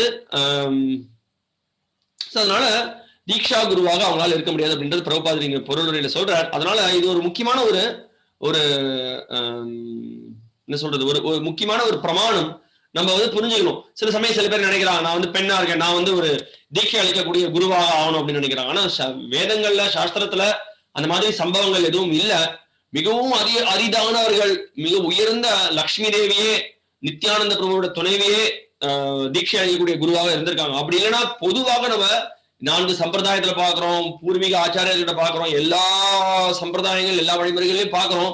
தீட்சை அளிக்கக்கூடியவர்கள் வந்து பெண்களாக இருந்தது. ஆனா உயர்ந்த பக்தர்கள் இருந்திருக்காங்க. பொதுவாக அவங்க தீட்சை அளிச்சு அந்த காரியங்களை செஞ்சதில்லை. அதனால நம்ம புரிஞ்சுக்கணும். அதனால நம்ம குழம்பிக்க கூடாது, நம்ம வந்து பெண் தீக்ஷா குரு ஒருத்தர் வேணும் அப்படின்னு. அதனால அது தெளிவான ஒரு கருத்து. இங்க நல்ல ஒரு உதாரணமும் அது இருக்கு. அது பிரபுபாதர் மேற்கோள் காமிக்கிறார். அதே சமயத்துல நம்ம இங்க பார்க்கலாம், சுனிதிக்கு ஏற்பட்ட ஒரு கதியை பார்க்கலாம். அவங்க வழிகாட்டுதல் பண்ணக்கூடிய வர்த்தம பிரதக்ஷ குரு அப்படின்னு சொல்லுவாங்க. வர்த்தம பிரதக்ஷ குருனா யார் நம்மளை வழிகாட்டுறாங்களோ, நீங்க இஸ்கானுக்கு போங்க, நீங்க வந்து பகவத்கீதை படிங்க, நீங்க கோவிலுக்கு போய் சுத்துங்க, விஷ்ணுவை நினைங்க, நாமத்தை சொல்லுங்க அப்படின்னு அவ்வளவுதான் வழிகாட்டுதல் கொடுத்துருப்பாங்க. அதுக்கு மேல வேற எதுவும் செஞ்சிருக்க மாட்டாங்க. இருந்தாலும் அப்படிப்பட்ட வழிகாட்டுதலை கொடுக்கக்கூடியவர்களுக்கு பேர் வர்த்தம பிரதக்ஷ குருன்னு பேரு. அவங்க என்ன பண்றாங்க அப்படின்னா, அவங்களுக்கு இங்க இங்க வந்து சுனிதிக்கு அப்படிப்பட்ட ஒரு நிலையில தான் இருந்தாங்க. அவங்க பெரிய அளவில் எதுவும் பண்ணல. ஆனாலும் தன்னுடைய மகனுடைய பக்தி தொண்டின் காரணத்தினால ஒரு உயர்ந்த கதியை அவங்க அடைந்தாங்க. என்ன கதியை அடைந்தாங்க? அவங்களுக்கும் வைகுண்ட பிராப்தி ஏற்பட்டது. சோ அதுதான் இங்க ஒரு அற்புதமான விஷயம். இங்க ஸ்ரீல பிரபுபாதர் மிகவும் ஒரு அற்புதமான கருத்தை வெளிப்படுத்துறார். தான் எப்பேற்பட்ட ஒரு உயர்ந்த பக்தன் அப்படின்றத இந்த பொருளுரையிலிருந்து நம்ம புரிஞ்சுக்கலாம். பிரபுபாதர் எப்பேற்பட்ட ஒரு உயர்ந்த பக்தர், எந்த அளவுக்கு பணிவை கொண்டிருக்கக்கூடியவராக இருக்கார் அப்படின்றத பிரபுபாதர் வந்து இங்க மேற்கோள் காமிக்கிறார். அதற்கு மேலே இன்னும் ஒரு கருத்தை சொல்றேன். பிரபுபாதர் ஸ்ரீல பக்திசித்தாந்த சரஸ்வதி டாக்கூருடைய ஒரு ஒரு கூற்றை வெளிப்படுத்துறார். பிரபுபாதர் சொல்றார், நான் யாராவது பக்திசித்தாந்த சரஸ்வதி டாக்கூரை மேற்கோள் காமிக்கிறார். சொல்றார், பக்திசித்தாந்த சரஸ்வதி டாக்கூர் சொல்றது உண்டு, அதாவது நான் இங்க பக்தி தொண்டை பயிற்சி பின்பற்றுவதற்கு ஊக்கம் அளித்துக் கொண்டிருக்கேன். இதை யாராவது ஒருத்தர் தீர்க்கமாக எடுத்துட்டு தீவிரமாக எடுத்துட்டு பயிற்சி பண்ணி யாராவது ஒருத்தர் இதை முழுமையாக புரிஞ்சுட்டு பக்தி தொண்டின் மூலமாக முன்னேற்றம் அடைந்து பகவானோட வாசஸ்தலத்தை அடைந்தானா அது என்னுடைய முயற்சியினுடைய வெற்றின்னு நான் கருதுவேன் அப்படின்னு பக்திசித்தாந்த சரஸ்வதி டாக்கூர் சொல்றார். பிரபுபாதர் அவர் என்ன பிரபுபாதர் பொருளுரையில இங்க எழுதுறார். சில பிரபுபாதர் சொல்றார், நான் வந்து பக்குவம் இல்லாதவனாக இருப்பேன். பிரபுபா சொல்றார், அவர் பரமஹம்சர், பரிவிரஜகாச்சாரியர், உயர்ந்த பக்தர். அவர் சொல்றார், நான் வந்து பல விதத்துல பக்குவம் இல்லாதவனா இருப்பேன். ஆனா என்னுடைய சீடன் யாராவது ஒருத்தர் நல்ல துருவமாராஜர் போட பலம் வாய்ந்த ஒரு பக்தனாக இருந்தான்னா அந்த பக்தனுடைய கருணையின் மூலமாக நான் வைகுண்ட பிராப்தியை அடைவேன் அப்படின்னு பிரபுபா சொல்றாரு. இதுதான் சில பிரபுபாதர் உயர்ந்த பரிவராஜகாச்சாரியா, உயர்ந்த பரமஹம்சர் பக்தர் தன்னுடைய பணிவை வந்து வெளிப்படுத்துறார். இதுதான் வைஷ்ணவர்களுடைய உன்னத நிலை. இப்ப ஸ்லோகம் 36 நம்ம போறோம். யத் பிராஜமானங் ஸ்வருச்சைவ சர்வதோ லோகாஸ்த்ரயோ யானு விப்ராஜந்த ஏதே யன்னாவ்ரஜன் ஜந்துஷு ஏன அனுக்ரஹ வ்ரஜந்தி பத்ராணி சரந்தி ஏ நிஷம். இங்க என்ன சொல்லப்பட்டிருக்கு அப்படின்னா, அந்த வைகுண்ட தாமமானது ஸ்வயப்பிரகாசம் கொண்டிருக்கக்கூடிய ஒரு தாமம். அங்க வந்து சூரியன் சந்திரன் அதெல்லாம் தேவையில்லை. அந்த தாமத்துக்கு ஏற்றம் பெறணும் அப்படின்னா என்ன ஒரு குணம் வேணும் அப்படின்றது இந்த ஸ்லோகத்துல சொல்லப்படுறது. என்ன குணம் வேணும் அப்படின்னா, விரஜந்தி பத்ராணி சரந்தி ஏ நிஷம், என்னாவ்ரஜன் ஜந்துஷு ஏ அனுகிரஹா. எப்பயுமே என்ன மனப்பான்மை இருக்கணும், பத்ராணி மற்றவங்களுக்கு எப்படி நன்மையை ஏற்படுத்துறது அப்படின்ற ஒரு குணத்தை கொண்டிருக்கக்கூடியவனால அந்த வைகுண்டத்துக்கு ஏற்றம் பெறும். இங்க துருவமாராஜோட மனப்பான்மை பாருங்க, என்னுடைய தாய்க்கு எப்படி வழிகாட்டுதல் கொடுக்கிறது. அதனால ஒரு பக்தன் தன்னை மட்டும் நினைச்சுக்க மாட்டான், தன்னை சார்ந்து இருக்கக்கூடிய எல்லா பக்தர்களையும் எப்படி அவங்களுக்கு ஏற்றம் பெற வைக்கிறது அப்படின்றது ஒரு பக்தன் பார்ப்பான். ஒரு தடவை சைத்தன்ய லீலையில, சைத்தன்ய மகாபிரபு லீலையில ஒரு பெரிய பக்தர் இருந்தார், வாசுதேவர் அப்படின்னு சொல்லிட்டு. அவர் என்ன விருப்பப்பட்டாருன்னா, பகவானே எல்லா இந்த உலகத்துல இருக்கக்கூடிய எல்லாருடைய பாவ மூட்டையும் நான் எடுத்துக்கிறேன், தயவு செய்து நீங்க இவங்க எல்லாருக்கும் நீங்க விடுதலை அளித்து அவங்க எல்லாரும் நீங்க உங்களுடைய தாமத்தை எடுத்துக்கோ, நான் இங்க இருக்கேன், அந்த பாவத்தால் நான் ஏத்துக்கிறேன், தயவு செய்து அவங்களெல்லாம் விடுவீங்க அப்படின்னு சொல்லி பகவான் அந்த வாசுதேவர் வந்து சைத்தன்ய மகாபிரபு கேட்கிறாரு. கேட்ட உடனே சைத்தன்ய மகாபிரபு ரொம்ப சந்தோஷம் அடைஞ்சு அந்த கதி ஏற்படுறது. அந்த கதி ஏற்பட்டு எல்லாரும் பகவானோட வாசஸ்தலத்தை அடைகிறாங்க. இப்ப நீங்க ஒரு கேள்வி கேட்பீங்க, அப்போ அப்படி எல்லாரும் பகவானோட வாசஸ்தலத்தை அடைஞ்சா நம்ம ஏன் பிரபு இங்க இருக்கோம்? ஆனா அதே சமயத்துல சுதந்திரத்தை வெளிப்படுத்தக்கூடிய எதிர்ப்பை வெளிப்படுத்தக்கூடிய ஆத்மாக்கள் இருந்துட்டே இருக்காங்க. ஒவ்வொரு க்ஷணமும் மேல் உள்ள அந்த தாமத்திலேருந்து கீழ் நோக்கி பகவானை எதிர்த்து இருக்கக்கூடிய ஜீவன்கள் இந்த உலகத்துக்கு வந்துட்டு இருக்காங்க. அதனால நம்ம எல்லாரும் வந்திருக்கோம். அதனால அதே சைத்தன்ய மகாபிரபுடைய கருணை இந்த ஹரே கிருஷ்ண இயக்கத்தின் மூலமாக பரவி கொண்டிருக்கு. நிறைய பேருக்கு இந்த பக்தி தொண்டின் மூலமாக திருப்பியும் அவங்களுக்கு அங்க ஏற்றம் பெறுவதற்கான வாய்ப்பு இருக்கு. ஆனா ஒரு தடவை அங்க போயிட்டோம் அப்படின்னா திருப்பியும் இந்த உலகத்துக்கு நம்ம வரமாட்டோம். ஏற்றளவுல அந்த விஷயம் இருக்கு, நம்மளுக்கு சுதந்திரம்ன்றது இருக்கு. எப்படி நம்ம எந்த பக்கம் வேணாலும் நம்ம திரும்பலாம். அது கருத்து. ஸ்லோகம் 37. சாந்தா சமதிருஷ சுத்தா சர்வபூதானுரஞ்சனாஹ யாந்த்யஞ்சசாச்சுத பதம் அச்சுத பிரியபாந்தவாஹ. இங்க ஒரு பக்தருடைய குணநலங்களை பத்தி சொல்லப்பட்டிருக்கு. எவன் ஒருவன் அமைதியாக இருக்கானோ, சமத்துவத்தோட இருக்கானோ, தூய்மையாக இருக்கானோ, தூய்மை அடைந்திருக்கானோ, அப்படிப்பட்டவர்கள் எல்லோருக்கும் திருப்தியை கொடுக்கக்கூடிய நபர்களாக இருக்காங்க அப்படின்னு சொல்லப்பட்டிருக்கு. அதனால அப்படிப்பட்ட பக்தர்களோட மட்டும்தான் நம்ம சங்கத்தை கொள்ளணும். அந்த பக்தர்களுடைய சங்கத்தை கொண்டோம் அப்படின்னா நம்ம வாழ்க்கை பக்குவம் அடையும், வாழ்க்கை பக்குவம் அடைந்தோம் அப்படின்னா நம்ம பகவானுடைய வாசஸ்தலத்தை அடைய முடியும் அப்படின்றது இங்க பிரதானமான கருத்து. பிரபுபாத் சொல்றாரு, இந்த ஹரே கிருஷ்ண இயக்கத்தினுடைய நோக்கம் என்ன அப்படின்னா, இந்த பகவான் பக்தர்களுடைய சத்சங்கத்தை ஏற்படுத்தி கொடுக்கிறது. பகவான் பக்தர்களுடைய சத்சங்கத்தின் மூலமாக அந்த சத்சங்கத்தில் மற்றவங்க எல்லாரும் அந்த சத்சங்கத்தை எடுத்துட்டு அவங்க எல்லாரும் இந்த பௌதிக பந்தத்தில் இருந்து விடுதலை அடைந்து, வேற்றுமைகளிலிருந்து விடுதலை அடைந்து எல்லாருக்கும் வைகுண்ட பிராப்தி அடையறதுக்கான வாய்ப்பு ஏற்படுறது அப்படின்றது ரொம்ப அற்புதமாக சொல்றார்.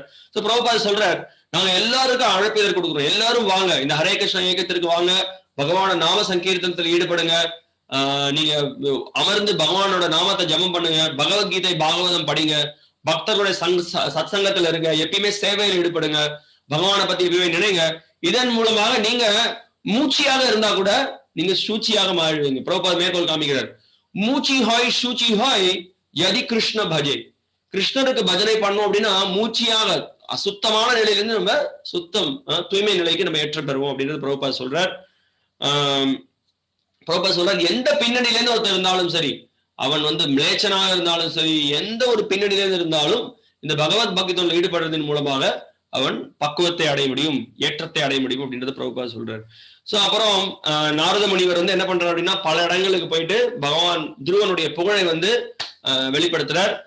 38வது ஸ்லோகத்துல சொல்லப்பட்டிருக்கு, எப்படி இந்த எருதுகள்லாம் ஒன்று கூடி இந்த ஒரு மத்தியில இருக்கக்கூடிய எப்படி அந்த எருதுல எப்படி சுத்தி சுத்தி வருது இல்லையா, அந்த ஒரு கட்டையை கட்டியிருப்பாங்க, அதை சுத்தி சுத்தி வரும். அதே மாதிரி எல்லா கிரகங்களும் இந்த துருவ லோகத்தை சுத்தி தான் வருது. நம்ம பார்க்கலாம், துருவ நட்சத்திரம் மத்தியில இருக்கு, எல்லா கிரகங்களும் அதை சுத்தி இருக்கு. துருவ நட்சத்திரம்ன்றது அந்த இடத்துல பகவான் விஷ்ணுவும் இருக்கார் அந்த துருவ லோகத்துல. சோ இதுதான் இந்த துருவ சரித்திரத்தினுடைய மிகவும் அற்புதமான விஷயம். இங்க நம்ம பல கருத்துக்களை கேட்டிருக்கோம், பல அற்புதமான என்ன சொல்றது, பல அற்புதமான அறிவுரைகளை நம்ம பெற்றிருக்கோம். எப்படி குருவனுடைய வார்த்தைகள் மேல ஸ்ரத்தையோட இருந்ததுனால துருவன் ஏற்றத்தை பெற்றான், எப்படி உயர்ந்த கதியை அடைந்தான், பௌதிக பந்தத்துக்கு உட்பட்டவனாக இருந்தாலுமே கூட எப்படி உயர்ந்த கதியை அடைந்தான் அப்படின்ற கருத்துக்களை எல்லாம் நம்ம கேட்டோம். இப்போ ஒரு முக்கியமான விஷயம் எல்லாருக்கும் நான் நினைவுபடுத்துறேன். நீங்க தயவு செய்து இத்தனை வாரம் நமக்கு இதோட ஒரு 9 வாரம் இந்த துருவ லீலையை நம்ம கேட்டிருக்கோம். உங்களுக்கு ஏதாவது நீங்க உணர்ந்த சில முதல் வாரத்துல நம்ம நிறைய கருத்துக்களை பேசியிருக்கோம். அந்த கருத்துக்களை நான் உங்களோடையும் பகிர்ந்துக்கிறதுக்கு தயாரா இருக்கேன். அதே சமயத்துல நீங்களும் இது வரைக்கும் நம்ம பார்த்த சில கருத்துக்கள் எல்லாம் நீங்க நிறைய படிச்சிருப்பீங்க. போன வாரம் நீங்க என்ன சொல்றது, வீட்டு பயிற்சியாட்டம் சில கருத்துக்கள் நீங்க எழுதி வச்சிருப்பீங்க. சோ அதனால நீங்க ஒருத்தரும் நீங்க சில கருத்துக்களை பகிர்ந்துக்கிற மாதிரி நான் மிகவும் பணியோட கேட்கிறேன். அதை தவிர உங்களுக்கு வேற ஏதாவது சந்தேகம் கேள்விகள் இருந்தா அதுவும் வரவேற்கப்படுறது, நீங்க உணர்ந்திருக்கக்கூடிய விஷயங்களும் வரவேற்கப்படுறது. அதனால இப்போ அதே சமயத்துல யாராவது உங்களுக்கு பேசுறதுக்கு இருந்தீங்கன்னா தயவுசெய்து கை ரைஸ் பண்ணுங்க. கை ரைஸ் பண்ணி கருத்துக்களை நீங்க பகிர்ந்துக்கிற மாதிரி மிகவும் பணியோட கேட்டுக்கிறோம். நீங்க பேசுற வரைக்கும் நான் இது வரைக்கும் நடந்த நிறைய சில விஷயங்கள் என்ன சொல்றது, இது வரைக்கும் நடந்த நிறைய துருவ சரித்திரத்திலே நம்ம கேட்ட உபதேசங்கள், நம்ம பார்த்த விஷயங்களை பத்தி நம்ம பகிர்ந்துக்கலாம். ஸோ அதனால நீங்க யாராவது கை ரைஸ் பண்ணுங்க, கை ரைஸ் பண்ணி உங்களோட கருத்துக்களை வெளிப்படுத்துற மாதிரி பணியோட கேட்டுக்கிறோம். ஸோ அது வரைக்கும் நீங்க பேசுற வரைக்கும் நான் சில கருத்துக்களை பகிர்ந்துக்க போறேன். அதனால நான் பகிர்ந்துக்கிறேன்னு சொல்லி நீங்க அமைதியா இருக்காதீங்க. தயவு செய்து நீங்க பேசுறதுக்கு தான் இப்போ இந்த வாய்ப்பே உங்களுக்கு உபன்யாசம் சீக்கிரமா முடிச்சிருக்கோம். நம்ம கொஞ்சம் நேரம் செலவழிச்சு நம்ம நினைவுபடுத்திக்கலாம். இதை நம்ம நினைவுபடுத்திக்கிறது மூலமா அந்த அளவுக்கு நம்ம தூய்மை அடைவோம். அதே சமயத்துல இந்த ஸ்லோகத்திலையும் இங்கேயும் சொல்லப்பட்டிருக்கு, 46வது நிறைய இந்த பல ஸ்துதின்னு சொல்லப்பட்டிருக்கு. துருவ சரித்திரத்துல ஒவ்வொரு சரித்திரத்திலையும் பல ஸ்துதின்றது இருக்கு. இங்க ஒரு அற்புதமான ஸ்லோகம் இருக்கு, அந்த கருத்தையும் நான் சொல்லிக்கிறேன் உங்களுக்கு, அது வரைக்கும் நீங்க நினைவுபடுத்திக்கோங்க. ஸ்ருத்வைத ஸ்ரத்தையா பீக்ஷ்ணம் அச்சுத பிரிய சேஷ்டிதம் பவேத் பக்திர் பகவதி யயாஸ்யாத் கிளேச சங்ஷயாக.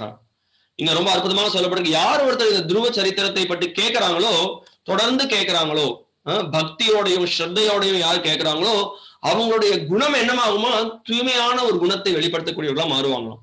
இதுதான் நம்ம வாழ்க்கையில தேவை. நம்மளுடைய குணம் இப்போ மிகவும் மோசமான குணத்தை கொண்டிருக்கும்.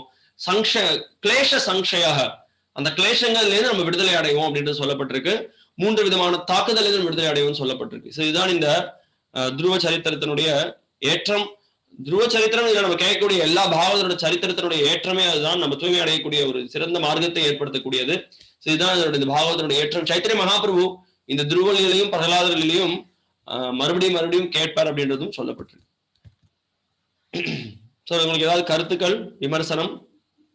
ஓகே, இங்க ஆறுமுகம் கை ரைஸ் பண்ணியிருக்கார். அனிதா ரம்யா, ஒரு நிமிஷம்.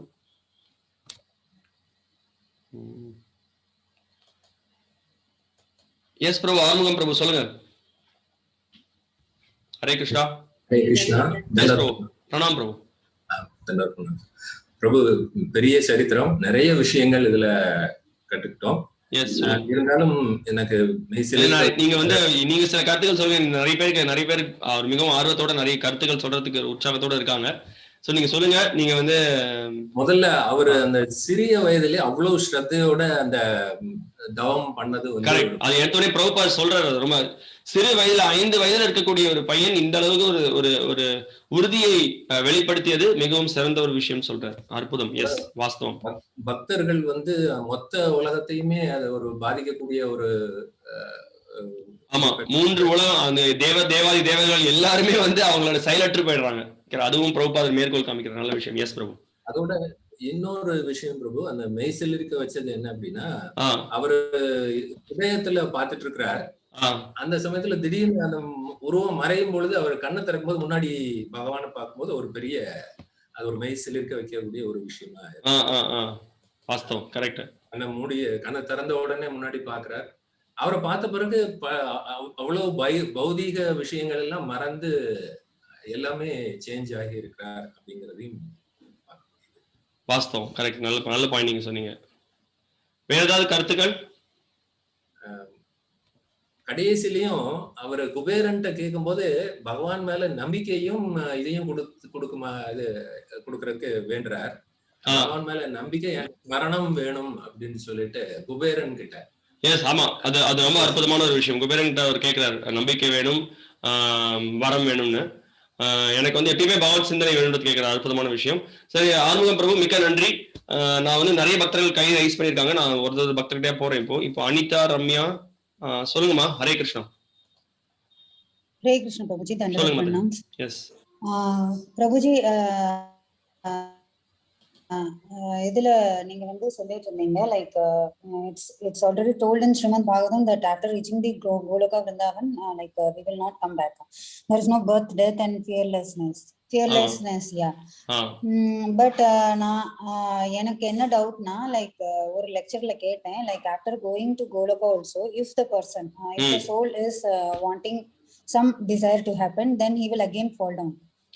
அது உண்மையா? ஓகே, இப்போ என்ன அப்படின்னா, அதான் இப்போ நீங்க இங்கிலீஷ்ல பேசினாலும் தமிழ்ல சில கருத்துக்கள் சொல்றேன். என்ன அப்படின்னா, நம்ம கோலோக தாமத்திற்கு ஏற்றம் பெற்ற பிறகு ஏட்டளவுல உண்மையிலே பார்த்தோம் அப்படின்னா, அங்க நம்ம எப்பயுமே நம்மளுக்கு சுதந்திரம்ன்றது இருக்கு, ஜீவனுக்கு சுதந்திரம்ன்றது இருக்கு.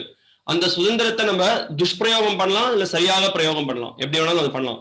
ஆனா பொதுவாக என்ன சொல்லப்பட்டிருக்கு அப்படின்னா, சிற்சக்தியின் கருணையின் காரணத்தினால நம்ம வீழ்ச்சி அடைய மாட்டோம்னு சொல்லப்பட்டிருக்கு. நம்ம ஒன்ஸ் அங்க போயிட்டோம், எத்கத்வான நிவர்த்தந்தே தத்தாம பரமம் மம அப்படின்றது கிருஷ்ண கீதையிலையும் சொல்ற. சோ அதனால நம்ம வீழ்ச்சி அடைய மாட்டோம். ஆனாலும் அப்ப நம்மளுக்கு சுதந்திரமே கிடையாது. சுதந்திரம் இருக்கு, அந்த சுதந்திரத்தை துஷ்பிரயோகம் பண்ண மாட்டோம். அதனால பயப்படுறதுக்கு ஒண்ணும் இல்லை. ஹரே கிருஷ்ணா. பிரபுஜி, எனக்கு ஸ்ட்ரக் ஆயிடுச்சு. ஒரு 2-3 செகண்ட்ஸ் எனக்கு ஸ்ட்ரக் ஆயிடுச்சு. சரி, திருப்பி சொல்றேன். நிறைய பேர் இங்க கை ரைஸ் பண்ணிருக்காங்க, இருந்தாலும் உங்களுக்கு திருப்பி சொல்றேன். என்ன கருத்து அப்படின்னா, பகவானுடைய சிற்சக்தியின் கருணையின் மூலமாக நம்ம அந்த இடத்துக்கு, அந்த தாமத்துக்கு ஏற்றம் பெற்றுட்டோம் அப்படின்னா, நம்ம அவருடைய சிற்சக்தியின் பாதுகாப்பினால நம்ம வீழ்ச்சி அடைய மாட்டோம். அதுதான் எங்க கருத்து. ஆனா ஏட்டளவுல நம்ம பகவானை பிரிந்து வரத்துக்கான வாய்ப்பு நம்மளுக்கு இருக்கு. ஆனா அது துஷ்பிரயோகம் பண்ண மாட்டோம். அதுதான் நீங்க. அதனால பயப்பட தேவையில்லை. தொடர்ந்து நம்ம பக்தியோட ஈடுபட்டோம் அப்படின்னா நம்மளுக்கு பாதுகாப்பு பகவான் நம்மளுக்கு அளிக்கிறார். ஹரே கிருஷ்ணா. பிரபுஜி, சிக் சக்தி, ரைட்? சிக் சக்தி, ஸ்வரூப சக்தி அப்படிங்கிறது பகவானுடைய உட்சக்தி. அவங்களுடைய பாதுகாப்பின் காரணத்தினால நம்ம ஆச்சாரியர்கள் இந்த கருத்தை சொல்றாங்க, நம்ம திருப்பி வீழ்ச்சி அடைய மாட்டோம் அப்படின்னு. ஹரே கிருஷ்ணா. சேதுராமன் பிரபு, ஹரே கிருஷ்ணா, சொல்லுங்க. ஹரே கிருஷ்ணா. எஸ் பிரபு, சொல்லுங்க. ஹரே கிருஷ்ணா, வணக்கம். இப்போ துருவன் இவ்வளவு சின்ன ஹலோ ஹரே கிருஷ்ணா, சொல்லுங்க. துருவன் வந்து வாசனை இருந்தாதானே இந்த மாதிரி வரதுக்கு சான்ஸ் இருக்கு. துருவனுக்கு பூர்வ ஜென்ம வாசனை, அதாவது பூர்வ ஜென்மத்துல இன்னொரு பெரிய புண்ணிய ஆத்மாவை பிறந்து ஜென்மத்துல வந்ததுக்கு அப்புறம் தானே அவர் வந்து மேன்மை அடைறாரு. பூர்வ ஜென்ம ஆசைங்கிறது என்ன இருக்காங்க. இப்போ என்ன அப்படின்னா, இப்ப நம்ம ஏற்கனவே இந்த துருவ சரித்திரத்தினுடைய ஆரம்பத்துல நம்ம ஒரு கருத்து கேட்டோம். உத்தான பாதர் அவருடைய அப்பா. உத்தான பாதர் வந்து பெரிய ஒரு வம்சாவளியில வர்றார். ஸ்வயம்புவ மனுடைய வம்சத்துல வர்றார். அதனால ஒரு தூய குடும்பத்துல வர்றார். அதனால அந்த ரத்தத்துல அந்த தூய்மையான ஒரு விஷயங்கள் இருக்கு. அதே சமயத்துல அவருக்கு கருணை எப்படி கிடைச்சது? அதனாலதான் இந்த பக்திக்கு வந்து காரணமற்றது. பக்தியா சஞ்சாயத்தே பக்தி. அதாவது என்ன அப்படின்னா, பக்தி எப்படி ஒருத்தருக்கு எழுச்சி பெறும் அப்படின்றதுக்கு வந்து எந்த விதமான காரணமும் கிடையாது. எந்த நிலையில எப்பேற்பட்டவனாக ஒரு பாபாத்மாவா இருந்தாலும் சரி, எந்த நிலையில இருந்தாலும் சரி, ஒருத்தனுக்கு பக்தின்றது எழுச்சி பெறும். அது எப்படி பெறது, ஒருத்தருக்கு பக்தி கிடைக்கிறது அப்படின்னா, ஒரு தூய பக்தனோட ஹிருதயத்திலிருந்து அந்த பக்தி வெளிப்படுத்தப்படுது. அதான். சோ அப்ப நாரத முனி இந்த சிறுவனுக்கு நம்ம அவனை காப்பாற்றணும் அப்படின்னு ஒரு மனசுல நினைச்சார். உடனடியாக அவனுக்கு பக்தி கிடைச்சது. அதுதான் இங்க இருந்த மிகப்பெரிய ரகசியம். அதை ரொம்ப ஸ்ரத்தையோட துருவன் பிடிச்சிருந்தார். அதுதான் இங்க நம்ம பாராட்ட வேண்டிய ஒரு விஷயம். ஹரே கிருஷ்ணா. இப்போ ஒரு நீங்க ஓகே, இங்க குமார் நாமக்கல்ல இருந்து கை ரைஸ் பண்ணிருக்கார். அதுக்கு முன்னாடி இங்க கங்காராம் பிரபுட்டேன்னு ஒரு கேள்வி வந்திருக்கு. என்ன கேள்வி அப்படின்னா, கேள்வி பார்க்கலாம். இப்போ நல்ல கேள்வி இது நம்ம நிறைய பேர் குழம்பக்கூடிய ஒரு விஷயம். நான் இந்த கேள்வி உண்மையிலே பாராட்டுறேன். அர்ச்சா விக்கிரகத்திற்கும் சிலைக்கும் என்ன வித்தியாசம் அப்படின்றது இங்க கேள்வி. இது நம்ம எல்லாரும் அவசியம் புரிஞ்சுக்கணும். அர்ச்சா விக்கிரகம் அப்படின்றது என்ன அப்படின்னா, பகவான் ரொம்ப கருணையோட அர்ச்சா மூர்த்தியாக அவதரிக்கிறார். இப்ப நம்ம கோயில்ல விக்கிரகத்தை பிரதிஷ்டை பண்ணிருக்கோம். அந்த விக்கிரகத்துல பகவான் இருக்கார். அந்த விக்கிரகத்துக்கும் பகவானுக்கும் எந்த விதமான வித்தியாசம் கிடையாது. ஆனா சிலைன்னு சொல்லும் சில பேர் என்ன பண்றாங்க, அந்த விக்கிரகத்தை உங்களுக்கு புரிஞ்சுக்க மாட்டேங்க, ஒரு சிலைன்னு சொல்றாங்க. அவங்க வந்து இது ஒரு சிலை, ஒரு கல்லுனால ஆனது, இல்ல ஒரு அஷ்டலோகத்தினால ஆனது, இல்ல பஞ்சலோகத்தினால ஆனது, இல்ல வந்து எப்படி எந்த ரூபத்து ஒரு படமா கூட இருக்கலாம். அந்த படத்துல கூட பகவான் தானே வெளிப்படுத்த முடியும் அவரால். ஆனா எப்படின்னா, ஒரு பக்தன் பக்தியோட அவர் வழிபாட்டில் ஈடுபடும் பொழுது, அந்த ஒரு பக்தன் அந்த விக்கிரகங்களை பிரதிஷ்டை பண்ணும்போது பகவான் வந்து அங்க தோன்றார். சோ பக்தியின் காரணத்தினால பகவான் அங்க தன்னை வெளிப்படுத்துறார். சோ அதனால அது சிலை கிடையாது. நினைக்கக்கூடிய ஒரு இந்த பஞ்ச பூதங்கள்னால ஏற்பட்ட பொருளால் இருக்கக்கூடிய வஸ்து கிடையாது. சாக்ஷாத் பகவான் அங்க இருக்கார். சோ அதை நம்ம புரிஞ்சுக்கிறோம். சோ அது மிகவும் அவசியமான, அது ஒரு மிகவும் தெளிவான ஒரு விஷயம். அது புரிஞ்சுக்கணும். அதுதான் சிலைக்கும் அர்ச்சா விக்கிரகத்துக்கும் உள்ள வித்தியாசம். எப்படிங்க அந்த சிலையில கடவுள், அது பகவான் கிட்ட இருக்கக்கூடிய அச்சிந்திய சக்தி. அதுதான் அவரால் வந்து ஜடத்தை ஆன்மீகமாக மாற்ற முடியும். அவரால் எந்த சக்தியை எப்படி வேணாலும் மாற்றி அமைக்க முடியும். பிரபுபாதர் ஒரு உதாரணம் கொடுக்குறாரு. என்ன உதாரணம் கொடுக்குறாருன்னா, இப்போ மின்சாரம் இருக்கு. மின்சாரம் வந்து பாத்தீங்க அப்படின்னா, அது வந்து அந்த மின்சாரம் வந்து இந்த ஒயர் மூலமா அந்த மின்சாரம் வருது இல்லையா? அந்த ஒயர்ல இருக்கக்கூடிய சில பேரால் அந்த மின்சாரத்தை என்ன டேப் பண்றதுன்னு சொல்றது. அதுக்கு யாருக்கு அந்த கையாளக்கூடிய வழிமுறை தெரியுதோ அவங்களுக்கு அந்த மின்சாரத்தை அவங்களுக்கு உபயோகப்படுத்த முடியும். சோ அது மாதிரி ஒரு பக்தனால அவன் வந்து கல்லா பாக்குறது இல்ல, சிலையா பாக்குறது கிடையாது. சாக்ஷாத் பெருமாளே முன்னாடி நிக்கிறார். அதை அவரால் பார்க்க முடியும். எப்படி? பிரேமாஞ்சன சுரித்த பக்தி விலோச்சனேன சந்தத் சதைவர்தயேஷு விலோகயந்தி யம் ஷியாம சுந்தரம் அச்சிந்திய குணஸ்வரூபம் கோவிந்தமாதி புருஷம் தமகம் பஜாமி. பிரம்மா சொல்றாரு, யாரால பகவானை பார்க்க முடியும்? பிரேமாஞ்சன சுரித்த, பிரேமை அப்படின்ற அந்த கண்களை, அந்த மைய யார் தீட்டின்னு இருக்காங்களோ அவங்களால பகவானை பார்க்க முடியும். ஆனா காமாஞ்சன, காமத்தோட இருக்கக்கூடியவனால பகவானை பார்க்க முடியாது. சோ அதனால நம்ம வாழ்க்கையில நம்மளை தூய்மைப்படுத்தினோம் அப்படின்னா, அந்த சிலைன்ற ஒரு பாவத்திலிருந்து நம்ம விடுதலை அடைந்து சாக்ஷாத் பகவான் இருக்காருன்றது புரிஞ்சுப்போம். சரி, இப்போ அடுத்த கேள்விக்கு நம்ம போலாம். குமார் நாமக்கல் ரொம்ப நேரமா காத்திருக்கார். குமார் பிரபு சொல்லுங்க பிரபு. ஹரே கிருஷ்ணா. ஹரே கிருஷ்ணா பிரபு. பிரணாம் பிரபு. இப்போ நம்ம இது இப்போ வந்து துருவ மகாராஜோட வரலாறு வந்து பாத்தீங்கன்னா நமக்கு ஒரு பெரிய இன்ஸ்பிரேஷன் பிரபு. அதாவது கடவுளையே நேர்ல பாக்குற அளவுக்கு அவருடைய பக்தி பயிற்சி இருந்தது. ஆனா அந்த பக்தி பயிற்சியை வந்து நம்மளோட கம்பேர் பண்ணும்போது அது பெரிய உலக அதிசயமா நமக்கு தெரியுது பிரபு. அப்புறம் இன்னொரு விஷயம் என்னன்னு கேட்டீங்கன்னா, இப்போ நம்ம அந்த சிறு வயது பக்தர்கள் அப்படின்னு சொல்லிட்டு நம்ம அலட்சியப்படுத்தக்கூடாது. ரெண்டாவது, இது வந்து இந்த துருவ மகாராஜோட கதை வந்து துருவ மகாராஜோட கதை அது வரலாறு வந்து கதையை நாம் நினைக்க வேண்டிய அவசியம் இல்லை. ஏன்னு கேட்டீங்கன்னா நம்ம சேலம் கோயில்லயே வந்து பாத்தீங்கன்னா சிறு வயது பக்தர்கள் வந்து எவ்வளவு கட்டுப்பாடோட இருக்கிறாங்க, மற்ற பௌதிக மக்களோட கம்பேர் பண்ணும்போது எவ்வளவு கட்டுப்பாடோட இருக்கிறாங்க அப்படிங்கறத பார்க்கும்போது நமக்கு என்ன அப்படின்னா இந்த மாதிரி பக்தின்றது வந்து ஒரு வயதிற்கு உட்பட்ட ஒரு விஷயமோ இல்ல வந்து ஒரு அனுபவத்துக்கு உட்பட்ட விஷயமோ கிடையாது. பக்தியில இந்த வரம்பு முறைக்கெல்லாம் அப்பாற்பட்டு இருக்கக்கூடிய ஒரு விஷயம் பகவத் கைங்கரியம். அதனால துருவனுடைய அதே சமயத்துல துருவனுடைய இந்த செயல் வந்து மிகவும் அற்புதமானது நீங்க சொல்ற மாதிரி. ஏன்னா அது யாராலும் நினைச்சு பார்க்க முடியும்? 6 மாசம் அந்த மாதிரியான கடுமையான தவங்களை புரியக்கூடிய ஒரு விஷயம் யாராலும் நினைச்சு கூட பார்க்க முடியாது. சோ அதான் பக்தியோட ஏற்றம். அதனால சைத்தன்ய மகாபிரபு மறுபடியும் இந்த லீலை கேட்டது வந்து விஷயம். மிக்க நன்றி பிரபு, நல்ல கருத்துக்களை சொன்னீங்க. வேற ஏதாவது கருத்து? சிறு வயது பக்தர்கள் நம்ம கண்டிப்பா அலட்சியம் பண்ண கூடாது. பிறகு பார்த்துக் கொள்வோம், வயதான பிறகு பார்த்துக் கொள்வோம் சொல்றோம். அது என்ன வயசுன்றது என்னது? எப்ப வேணாலும் நம்மளுக்கு மரணம் ஏற்படலாம். அதனால நம்ம வந்து காலதாமதப்படுத்தக்கூடாது. குழந்தைகளுக்கும் சின்ன வயசுல இருந்து நம்ம பக்தியை புகட்டுவது மிகவும் அவசியம். அது நம்ம இந்த நல்ல ஒரு விஷயம் நம்ம தெரிஞ்சுக்கணும். யாரையும் உதாசீனப்படுத்தக்கூடாது. இந்த உடல்ல ஆத்மா வந்து இந்த ஒரு உடல்ல இருக்கு அப்படின்றத நம்ம புரிஞ்சுக்கணும். மிக்க நன்றி பிரபு. சோமேஸ்வர் பிரபு கை ரைஸ் பண்ணிருக்காரு. எஸ் சோமேஸ்வர் பிரபு, ஹரே கிருஷ்ணா. சொல்லுங்க. நன்றி பிரபு, நன்றி, ஹரே கிருஷ்ணா. சோமேஸ்வர் பிரபு ஓகே. எனக்கு இன்னும் சில கருத்துக்கள், நீங்க வேற யாருக்கா சந்தேகம் கேள்விகள் ஏதாவது உணர்ந்திருந்தீங்கன்னா சொல்லுங்க. நான் இன்னும் சில கருத்துக்களை. எஸ் சோமேஸ்வர் பிரபு. ஹரே கிருஷ்ணா. பிரணாம் பிரபு. பிரணாம். சொல்லுங்க பிரபு. பிரபு பேசுங்க. பிரபு ஸ்ரீல பிரபுபாத மூலமா நமக்கு இந்த துருவம் ரொம்ப நன்றி பிரபு. ஹரே கிருஷ்ணா பிரபு. சொல்லுங்க கேட்டுருங்க. ஸ்ரீல பிரபுபாத கருணையின் மூலமா நம்மளுக்கு இந்த துருவ சரித்திரம் கிடைச்சிருக்கு. வாஸ்தவம் தான். இல்ல நம்ம துருவ சரித்திரம் என்னன்னே தெரியாம இருந்திருப்போம். அது உண்மைதான். நம்ம வந்து நியூஸ் பேப்பர் சரித்திரத்தை தான் படிச்சுட்டு இருப்போம். கலி புராணம். சொல்லுங்க. ஹரே கிருஷ்ணா. நாரத முனி துருவ மகாராஜுக்கு அந்த மந்திரம் தவம் பண்றது சொன்னாரு. அந்த மந்திரம் தவம் பண்ற மூலமா அவங்களுக்கு வைகுண்ட லோகம் கிடைச்சிச்சு. அதே மாதிரி நம்ம குரு பரம்பரை மந்திரம் நம்ம தவம் பண்ற மூலமா நமக்கு ஏதோ அந்த மாதிரி நல்ல கருத்து. எஸ் ஆமா. ரொம்ப நம்பிக்கையோட நாரத முனி சொன்ன அந்த மந்திரத்தை அடிபணிந்து அவர் ஸ்ரத்தையோட அந்த காரியத்துல ஈடுபட்டார். அது ரொம்ப ஒரு முக்கியமான கருத்து. நல்ல கருத்து சோமேஸ்வர் பிரபு. இந்த கருத்தை நானும் நோட் பண்ணி வச்சிருந்தேன். துருவ மகாராஜருடைய அந்த கருத்து மிகவும் முக்கியமான கருத்து. இது அது வாஸ்தவமானது. நான் இன்னும் நிறைய சில கருத்துக்கள்லாம் வந்து ஞாபகப்படுத்தி வச்சிருந்தேன். என்ன அப்படின்னா இந்த மாதிரியான ஒரு நம்ம வந்து பார்க்கலாம், ஒரு பெண்களுடைய மனப்பான்மை எப்படி இருக்கு அப்படின்றத நம்ம கேட்டோம்.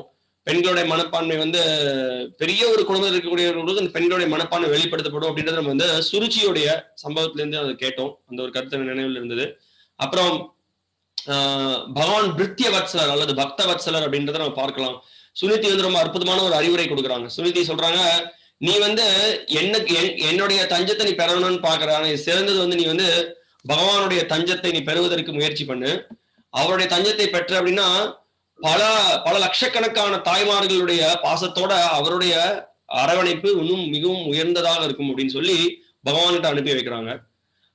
அப்புறம் நீங்க ஏற்கனவே அந்த கருத்தை நம்ம சொன்னோம். அதாவது 5 வயது பையனால கூட பக்தியை பயிற்சி பண்ணி நம்ம தூய்மை அடைய முடியும் அப்படின்றத நம்ம கேட்டோம். அப்புறம் ஒரு அற்புதமான கருத்து சுனிதி சொல்றாங்க, நீ மத்த எந்த இதர தேவர்களை வழிபட வேண்டாம், நீ பகவானை வழிபடு அப்படின்ற கருத்தை சொல்றாங்க. அது மிகவும் முக்கியமானது. பகவான் கிருஷ்ணர் மட்டும் வழிபட்டா போறோம் அப்படின்றது. அப்புறம் ஒரு அற்புதமான உதாரணம் கொடுத்தோம். பகவானுடைய திருத்தொண்டில் ஈடுபடுறதுன்றது எப்படி அப்படின்னா, நம்ம வந்து எப்படி ஒரு தாமரை ஒரு முகந்து பார்ப்பதன் மூலமாக எல்லா துயரங்களத்திலிருந்து விடுதலை அடையும், அதே மாதிரி பகவானோட பக்தி தொண்டு எல்லா விதமான கஷ்டங்கள்ல இருந்து நம்ம விடுவிக்கும் அப்படின்றத நம்ம கேட்டோம். இன்னொரு கருத்தை நம்ம நினைவில் வச்சுக்கணும். அதாவது கவலைகள் பிரச்சனைகளை பத்தி சும்மா புலமேண்டியா இருக்கிறதுல பிரச்சனைகள் அர்த்தம் கிடையாது. அதற்கான தீர்வு என்ன அப்படின்றத நம்ம பார்க்கணும். அது மிகவும் முக்கியமானது. அந்த கருத்தை நம்ம தெரிஞ்சுக்கணும். அப்புறம் இன்பத்திற்கான ரகசியம் என்ன அப்படின்றத நம்ம துருவ சரித்திரத்துல தெரிஞ்சுக்கணும். அதாவது என்ன, நம்மளோட உயர்ந்த நிலையில இருக்கக்கூடியவர்களை நம்ம பாராட்ட தெரிஞ்சுக்கணும், அவங்கள வந்து புகழ் தெரிஞ்சுக்கணும், அவங்கள அன்போட வரவேற்கணும். நம்மளுடைய சமநிலையில இருக்கக்கூடியவர்களுக்கு நம்ம வந்து அவங்க மேல பொறாமை கொள்ளாம அவங்க கிட்ட நம்ம விஷயங்களை பகிர்ந்துக்கணும். நம்மளோட தகுதிகள் குறைந்து இருக்கக்கூடியவர்களுக்கு நம்ம வழிகாட்டுதலை கொடுத்து நம்ம அவங்களுக்கு கருணையோட நம்மள வழிகாட்டுதலை சொல்லணும். இப்படி நம்ம நடந்துட்டோம் அப்படின்னா இந்த பௌதிக உலகத்தை நம்ம ஆனந்தமாக இருக்கலாம் அப்படின்றது ஒரு அற்புதமான கருத்து. அப்புறம் துருவ மகாராஜர் வந்து அந்த உயர்ந்த பதவியை அடையணுன்றது கூட ஏதோ ஒரு இஷ்டத்துக்கு எந்த வழிமுறையும் கையாளல. அவர் வந்து நேர்மையான வழிமுறையை நாரத முனி சொன்ன மாதிரி அவர் அதை பின்பற்றினார். அது ஒரு நல்ல ஒரு விஷயம். பிரபுபாதர் இன்னொரு கருத்தை சொல்றார். பிரபுபாதர் சொல்றார், பௌதிக ஆசைகள் கொண்டிருந்தா கூட நம்மளுக்கு எந்த விதமான குறையும் கிடையாது. நம்ம வந்து பௌதிக ஆசை இருந்தா கூட நம்ம பக்தி தொழில் ஈடுபடலாம். பக்தி தொழில் ஈடுபட்டு அந்த பௌதிக ஆசைகளை ஒரு தூய்மை அடைவான். அதனால இந்த ஒரு முக்கியமான பாடம் இந்த துருவ சரித்திரத்தை நம்ம தெரிஞ்சுக்க வேண்டியது அப்படின்றத பிரபுபாதர் சொல்றார். தியானம் பண்றதுன்னா யாரை தியானிக்கணும், எப்படி தியானிக்கணும், பகவானோட ரூபத்தை தியானிக்கணும் அப்படின்றது நம்ம தெரிஞ்சுக்கணும். நம்ம துருவர் வந்து பகவான் திருமேனி ரூபத்தை தியானிச்சார். பகவான் எப்பயுமே தன்னுடைய பக்தனுக்கு தஞ்சத்தை கொடுப்பதற்கு தயாராக இருக்கார் அப்படின்றது நம்ம கேட்டோம். இன்னொரு அற்புதமான விஷயம் பிரபுபாதர் இந்த பொருளுரைகளை விளக்குறார். அதாவது இந்த ஹரே கிருஷ்ண கோயில வரைந்திருக்கக்கூடிய படங்கள் எல்லாம் ஏதோ மனக்கற்பனையில வரைந்த படங்கள் கிடையாது. சாஸ்திரபூர்வமாக இந்த படங்கள் வரையப்பட்டது அப்படின்றது பிரபுபாதர் சொல்றார். இன்னொரு சில அற்புதமான கருத்து, பகவானுடைய இந்த திருமேனியை யார் தியானிக்கிறாங்களோ அவங்க வீழ்ச்சி அடைய மாட்டாங்க அப்படின்றத பிரபுபாதர் சொல்றார். அப்புறம் மேலும் பிரபுபாதர் சொல்றார், நம்ம வாழ்க்கையில என்ன ஆகும் அப்படின்னா, பகவத் குண கதாமிருத பானமத்தக, பகவானுடைய நாமம் ரூபம் குணங்கள் லீலைகளை நம்ம லயிக்கணும், அதுல பித்து பிடிச்சு போகணும் அப்படின்றத சொல்றாரு. பித்து பிடிச்சு போனோம் அப்படின்னா நம்ம வாழ்க்கையினுடைய பக்குவத்தை அடைஞ்சிட்டோம் அப்படின்றது அர்த்தம். பிரபுபாதர் மேலும் சொல்றார், ஒருத்தனுடைய வாழ்க்கையில குரு மேலையும் கிருஷ்ணர் மேலையும் இடைவிடாத நம்பிக்கைன்றது மிகவும் அவசியம் அப்படின்றத பிரபுபாதர் விளக்குறார். அது மிகவும் அவசியமானது. இங்க ஒருத்தவங்க கேக்குறாங்க, பத்மா மாதாஜி கேக்குறாங்க, என்ன கேள்வி அப்படின்னா, சில இப்போ ஏதாவது பிரச்சனைகள் இருக்கு, எப்படி பகவான் கிட்ட நம்ம அதற்கான தீர்வை கண்டறியுது அப்படின்னு சொல்லி கேக்குறாங்க. தீர்வை கண்டறியுது அப்படின்னா, when some problems are there apart from chanting, how can we pray for the solution apart from chanting? ஜபம் செய்யறதுல ஏதாவது ஓகே, ஜபம் செய்யறத தவிர அதாவது என்ன அப்படின்னா, பிரச்சனைகள் என்ன, இந்த பௌதிக உலகத்தில் இருக்கக்கூடிய மிகப்பெரிய பிரச்சனை என்ன அப்படின்னா, நம்ம பகவானை மறந்துடுறோம், பகவான பக்தியை மறந்துடுறோம். அதுதான் எல்லா பிரச்சனைகளுக்கும் இருக்கக்கூடிய என்ன சொல்றது, வேறு இருக்கக்கூடிய பிரச்சனை அதுதான். கவனக்குறைவோட நம்ம இருக்கோம் பகவானுடைய சேவையில. அதனால எல்லா பிரச்சனைகளுக்கும் தீர்வு இந்த நாம சங்கீர்த்தனம் தான். சில சமயங்கள்ல சில பிரச்சனைகளுக்கு நம்ம வந்து என்ன, அதனாலதான் ஒரு வைஷ்ணவனுடைய வழிகாட்டுதல் நம்மளுக்கு ரொம்ப தேவை, ஒரு குருவனுடைய வழிகாட்டுதல் தேவை. நம்மளுக்கு ஏதாவது குறிப்பிட்ட பிரச்சனைகள் இருந்தது அப்படின்னா அவர் நம்மளை பக்தியெல்லாம் ஈடுபடுத்த போறாரு, ஹரே கிருஷ்ணா தான் ஜாமனை செய்ய போறாரு. சில மாற்றுதல் நம்ம வாழ்க்கை வழிமுறையில, சில நம்ம அணுகும் வழிமுறையில, நம்முடைய மனப்பான்மையில சில மாற்றத்தை ஏற்படுத்தி கொடுக்கலாம். அதனால நம்ம சிறந்த விஷயம் என்ன அப்படின்னா, ஒரு வைஷ்ணவனுடைய வழிகாட்டுதல் நம்மளுக்கு அவசியம், அதை நம்ம பின்பற்றி ஆகணும். அதான் எங்க கருத்து. இங்க அப்புறம் நம்ம நினைவுபடுத்திக்கோங்க, 12 வித்தியாசங்களை பத்தி நம்ம பார்த்தோம். நான் ரொம்ப எதிர்பார்த்தேன் யாராவது சொல்வீங்கன்னு. ஒரு ஜீவனுக்கும் ஒரு பரமாத்மாவுக்கும் உள்ள வித்தியாசம் என்ன அப்படின்றத நம்ம பார்த்தோம். 12 வித்தியாசங்கள். அதுக்கு பிறகு 12 வித்தியாசங்களை நினைவுபடுத்த போறது இல்லை, நீங்க புஸ்தகத்துல இருந்து படிங்க. இன்னொரு ஒரு முக்கியமான விஷயம், துருவனுடைய பிரார்த்தனையில துருவன் ரொம்ப அற்புதமான ஒரு கருத்தை சொல்றார். என்ன சொல்றார் அப்படின்னா, அப்பேவம் அறிய பகவான் பரிபாதி தீனான், அதாவது பகவான் ரொம்ப கருணை வாய்ந்து, என்ன போல ஒரு அறியாமையில் இருக்கக்கூடிய, எனக்கு எதுவுமே தெரியாத எனக்கு வந்து அவர் ரொம்ப கருணையோட என்னை பாதுகாத்தார், எனக்கு தஞ்சம் கொடுத்தார், எனக்கு அறிவுரை கொடுத்தார், எனக்கு சக்தியை கொடுத்தார், என்னுடைய தூங்கி கொண்டு இருக்கக்கூடிய புலன்களுக்கு சக்தியை கொடுத்து எல்லாத்துக்கும் பிராணத்தை அவர் கொடுத்தார். அவ்வளவு கருணை வாய்ந்தவர். எப்படிப்பட்டவர் அவர், எப்படி ஒரு பசு ஒரு கன்றுக்கு வந்து பால் கொடுக்கறதோ அதை பாதுகாக்கிறதோ அந்த மாதிரி அப்படின்ற கருத்தை ரொம்ப அற்புதமாக சொன்னார். பிரார்த்தனையில வெளிப்படுத்துறார். இன்னொரு ரொம்ப பிரபலமான ஸ்லோகம், ரொம்ப அற்புதமான ஸ்லோகம், இதை நான் கண்டிப்பா நினைவுபடுத்த விரும்புறேன். ஸ்தானாபிலாஷி தபசி ஸ்திதோஹம் த்வாங் பிராப்த வந்தேவ முனிந்திர குஹ்யம் காச்சங் விசின்வன் அபி திவ்ய ரத்னம் சுவாமின் கிருதார்த்தோஸ்மி பலம் நயாச்சே. ரொம்ப அற்புதமாக துருவ மகாராஜ் சொல்றார், நான் உடைந்து போன கண்ணாடிக்கோசரம் அலைஞ்சிட்டு இருந்தேனே, திவ்ய ரத்னத்தை நீங்க கொடுத்தீங்க, எனக்கு பக்தி திவ்ய ரத்னத்தை கொடுத்தீங்க, ஆனா நானும் முட்டாளாக உடைந்து போன கண்ணாடிக்கோசரம் அலைஞ்சிட்டு இருந்தேனே அப்படின்னு சொல்றார். அது மாதிரி நம்ம பகவான்கிட்ட போய் உடைந்து போன கண்ணாடி போல, எனக்கு வீடு கொடு, எனக்கு வந்து நல்ல மனைவி கொடு, எனக்கு நல்ல இருக்க இடம் கூட, அமெரிக்காவுக்கு விசா கொடு, எனக்கு நிறைய பணம் கூட, எனக்கு சொத்தை கூட, எனக்கு இதை கூட அதை கூட அதை கூட இதை கூடன்னு கேட்காம, ஜன்மணி ஜன்மணீஸ்வரே பவதா பக்தி ரஹித்துகித்வை, எனக்கு எப்பயுமே உங்களுடைய பக்தி தொண்டு வேணும்ன்றத நம்ம பகவான்கிட்ட கேட்கணும். அது மிகவும் அவசியமானது. அதை நம்ம நினைவுபடுத்திக்கணும். அதே சமயத்துல போன வாரம் இன்னொரு விஷயத்தையும் கேட்டோம், கோபப்படக்கூடாது அப்படின்றத கேட்டோம். துருவன் மிகப்பெரிய அளவுல அவருக்கு கோபம் ஏற்பட்டது.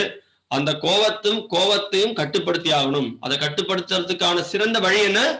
நம்ம அதுக்கும் இந்த பக்தி தொண்டு தான் சிறந்த வழிமுறை. இடைவிடாம பகவானோட நாம கீர்த்தனத்தில் ஈடுபடுறது, அவருடைய நாம சங்கீர்த்தனத்தை நம்ம தொடர்ந்து பாடுறது, அதான் மிகவும் சிறந்தது. இங்க சோமேஸ்வர பிரபு ரொம்ப ஒரு அற்புதமான கருத்து வெளிப்படுத்துறார். பகவானுடைய நாமத்திற்கும் பகவானுக்கும் வித்தியாசம் இல்லை அப்படின்ற கருத்து வெளிப்படுத்தப்படுதுன்ற வாஸ்தவம். அது ரொம்ப அற்புதமான கருத்து. நாம சிந்தாமணி கிருஷ்ண சைத்தன்ய ரச விக்கிரக பூர்ண சுத்தவ் நித்திய முக்தம் அபிநத்துவம் நாம நாமினும் பத்ம புராணத்தை சொல்லப்பட்டிருக்கு. வாஸ்தவம். இங்க இன்னொரு கேள்வி கேட்கப்படுறது, சீக்ஷா குரு தீக்ஷா குரு அப்படின்றத பத்தி நீங்க பேசுனீங்க, இன்னொரு குருவை பத்தி சொன்னீங்க அப்படின்னு கேட்கிறாரு. ஆமா, சீக்ஷா குரு, தீக்ஷா குரு, அப்புறம் வர்த்தம பிரதக்ஷக குரு அப்படின்னு சொல்லுவோம். வர்த்தம பிரதக்ஷக குருன்றவர் யார் அப்படின்னா, அப்படிப்பட்டவர் நம்மளுக்கு என்ன சொல்றார், அவர் உனக்கு வழிகாட்டுதல் காமிக்கிறாங்க. நீ விஷ்ணுவை வழிபடு, பகவத்கீதை படி, பாகவதம் படி, நீ கோவிலுக்கு போ, நமஸ்காரம் பண்ணு, பிரசாதம் சாப்பிடு, அப்படி சின்ன அளவு தான் வழிகாட்டுதல் கொடுக்கும். அவங்க பேர் வர்த்தம பிரதக்ஷக குரு அப்படின்னு சொல்லி பேர். அப்புறம் இன்னொரு இது ரொம்ப அற்புதமான கருத்து இங்க ஆறுமுகம் பிரபு இன்னொரு நினைவுபடுத்திருக்கார். நம்ம ஒருத்தருடைய மனசை புண்படுத்துறதுக்கு யோசிக்கணும். அதாவது ஒரு குருவாக இருக்கக்கூடியவர், ஒரு ஆசிரியராக இருக்கக்கூடியவர், பெற்றோர்களாக இருக்கக்கூடியவர்கள், ஒரு தாயாக இருக்கக்கூடியவர்கள், அதிகாரத்தில் இருக்கக்கூடியவர்கள், அவங்க ஒருத்தரை திருத்தறதுக்கோசரம் அதிர்ந்த வார்த்தையை உபயோகப்படுத்தி ஒருத்தரை திட்டலாம், ஒருத்தரை நிந்திக்கலாம், தேவைப்பட்டதுலாம். ஆனா தேவையில்லாம ஒண்ணு பேசக்கூடாது. நம்ம யோசனை நம்ம நினைவுபடுத்திக்கோ. ஒரு ஸ்லோகத்துல சொல்றார், துருவனோட மனசு எப்படி புண்பற்றுறது, ஏன் அது புண்ணாச்சு? ஏன்னா அதுக்கு ஒரு உதாரணம் கொடுக்கப்பட்டிருக்கு. பானை தட்டிட்டோம் அப்படின்னா உடஞ்சு போயிடும். அது மாதிரி மனசு உடஞ்சு போயிடுச்சுன்னா ரொம்ப கஷ்டம் திருப்பி சேர்க்கறதுன்றது. அதனால நாக்கை உபயோகப்படுத்துறது ரொம்ப ஜாகிரதையோட இருக்கணும். சோ அதனால நம்ம வைஷ்ணவர்களை அபராதம் செய்யாம இருக்கிறதுன்றது ஒரு முக்கியமான ஒரு விஷயம் அப்படின்றத பிரபுபாத மேற்கொள். மிக்க நன்றி ஆறுமுகம் பிரபு, இது ரொம்ப நல்ல விஷயம். சோமேஸ்வர பிரபு திருப்பி கேட்கிறார், என்ன வர்த்தம பிரதக்ஷக குரு அப்படின்றது பேர். பாகவதத்துல பிரபுபாதர் பல இடத்துல இதை பத்தி பேசுறார். சோ நீங்க புக் பாகவதத்தை திறந்து பார்க்கலாம். அந்நிய அபிலாஷிதா சூன்யம் அப்படின்றத நம்ம கேட்டோம். அந்நிய மத்த, அபிலாஷனா ஆசைகள், அந்த மத்த ஆசைகள் சூன்யம், அது எல்லாமே சூன்யமாகணும். மத்த ஆசைகள் எதுவும் நம்ம வளர்த்துக்க கூடாது அப்படின்றது கருத்து. மிக்க நன்றி. வேற ஏதாவது சந்தேகம், கேள்விகள், விமர்சனம் ஏதாவது இருக்கா யாருக்காவது? பத்மா திருப்பி கை ரேஸ் பண்ணிருக்காங்க. சொல்லுங்க மாதாஜி. ஹரே கிருஷ்ணா. ஒரு நிமிஷம் சொல்லுங்க. ஹரே கிருஷ்ணா. ஹரே கிருஷ்ணா. நீங்க சத்தமா பேசணும்.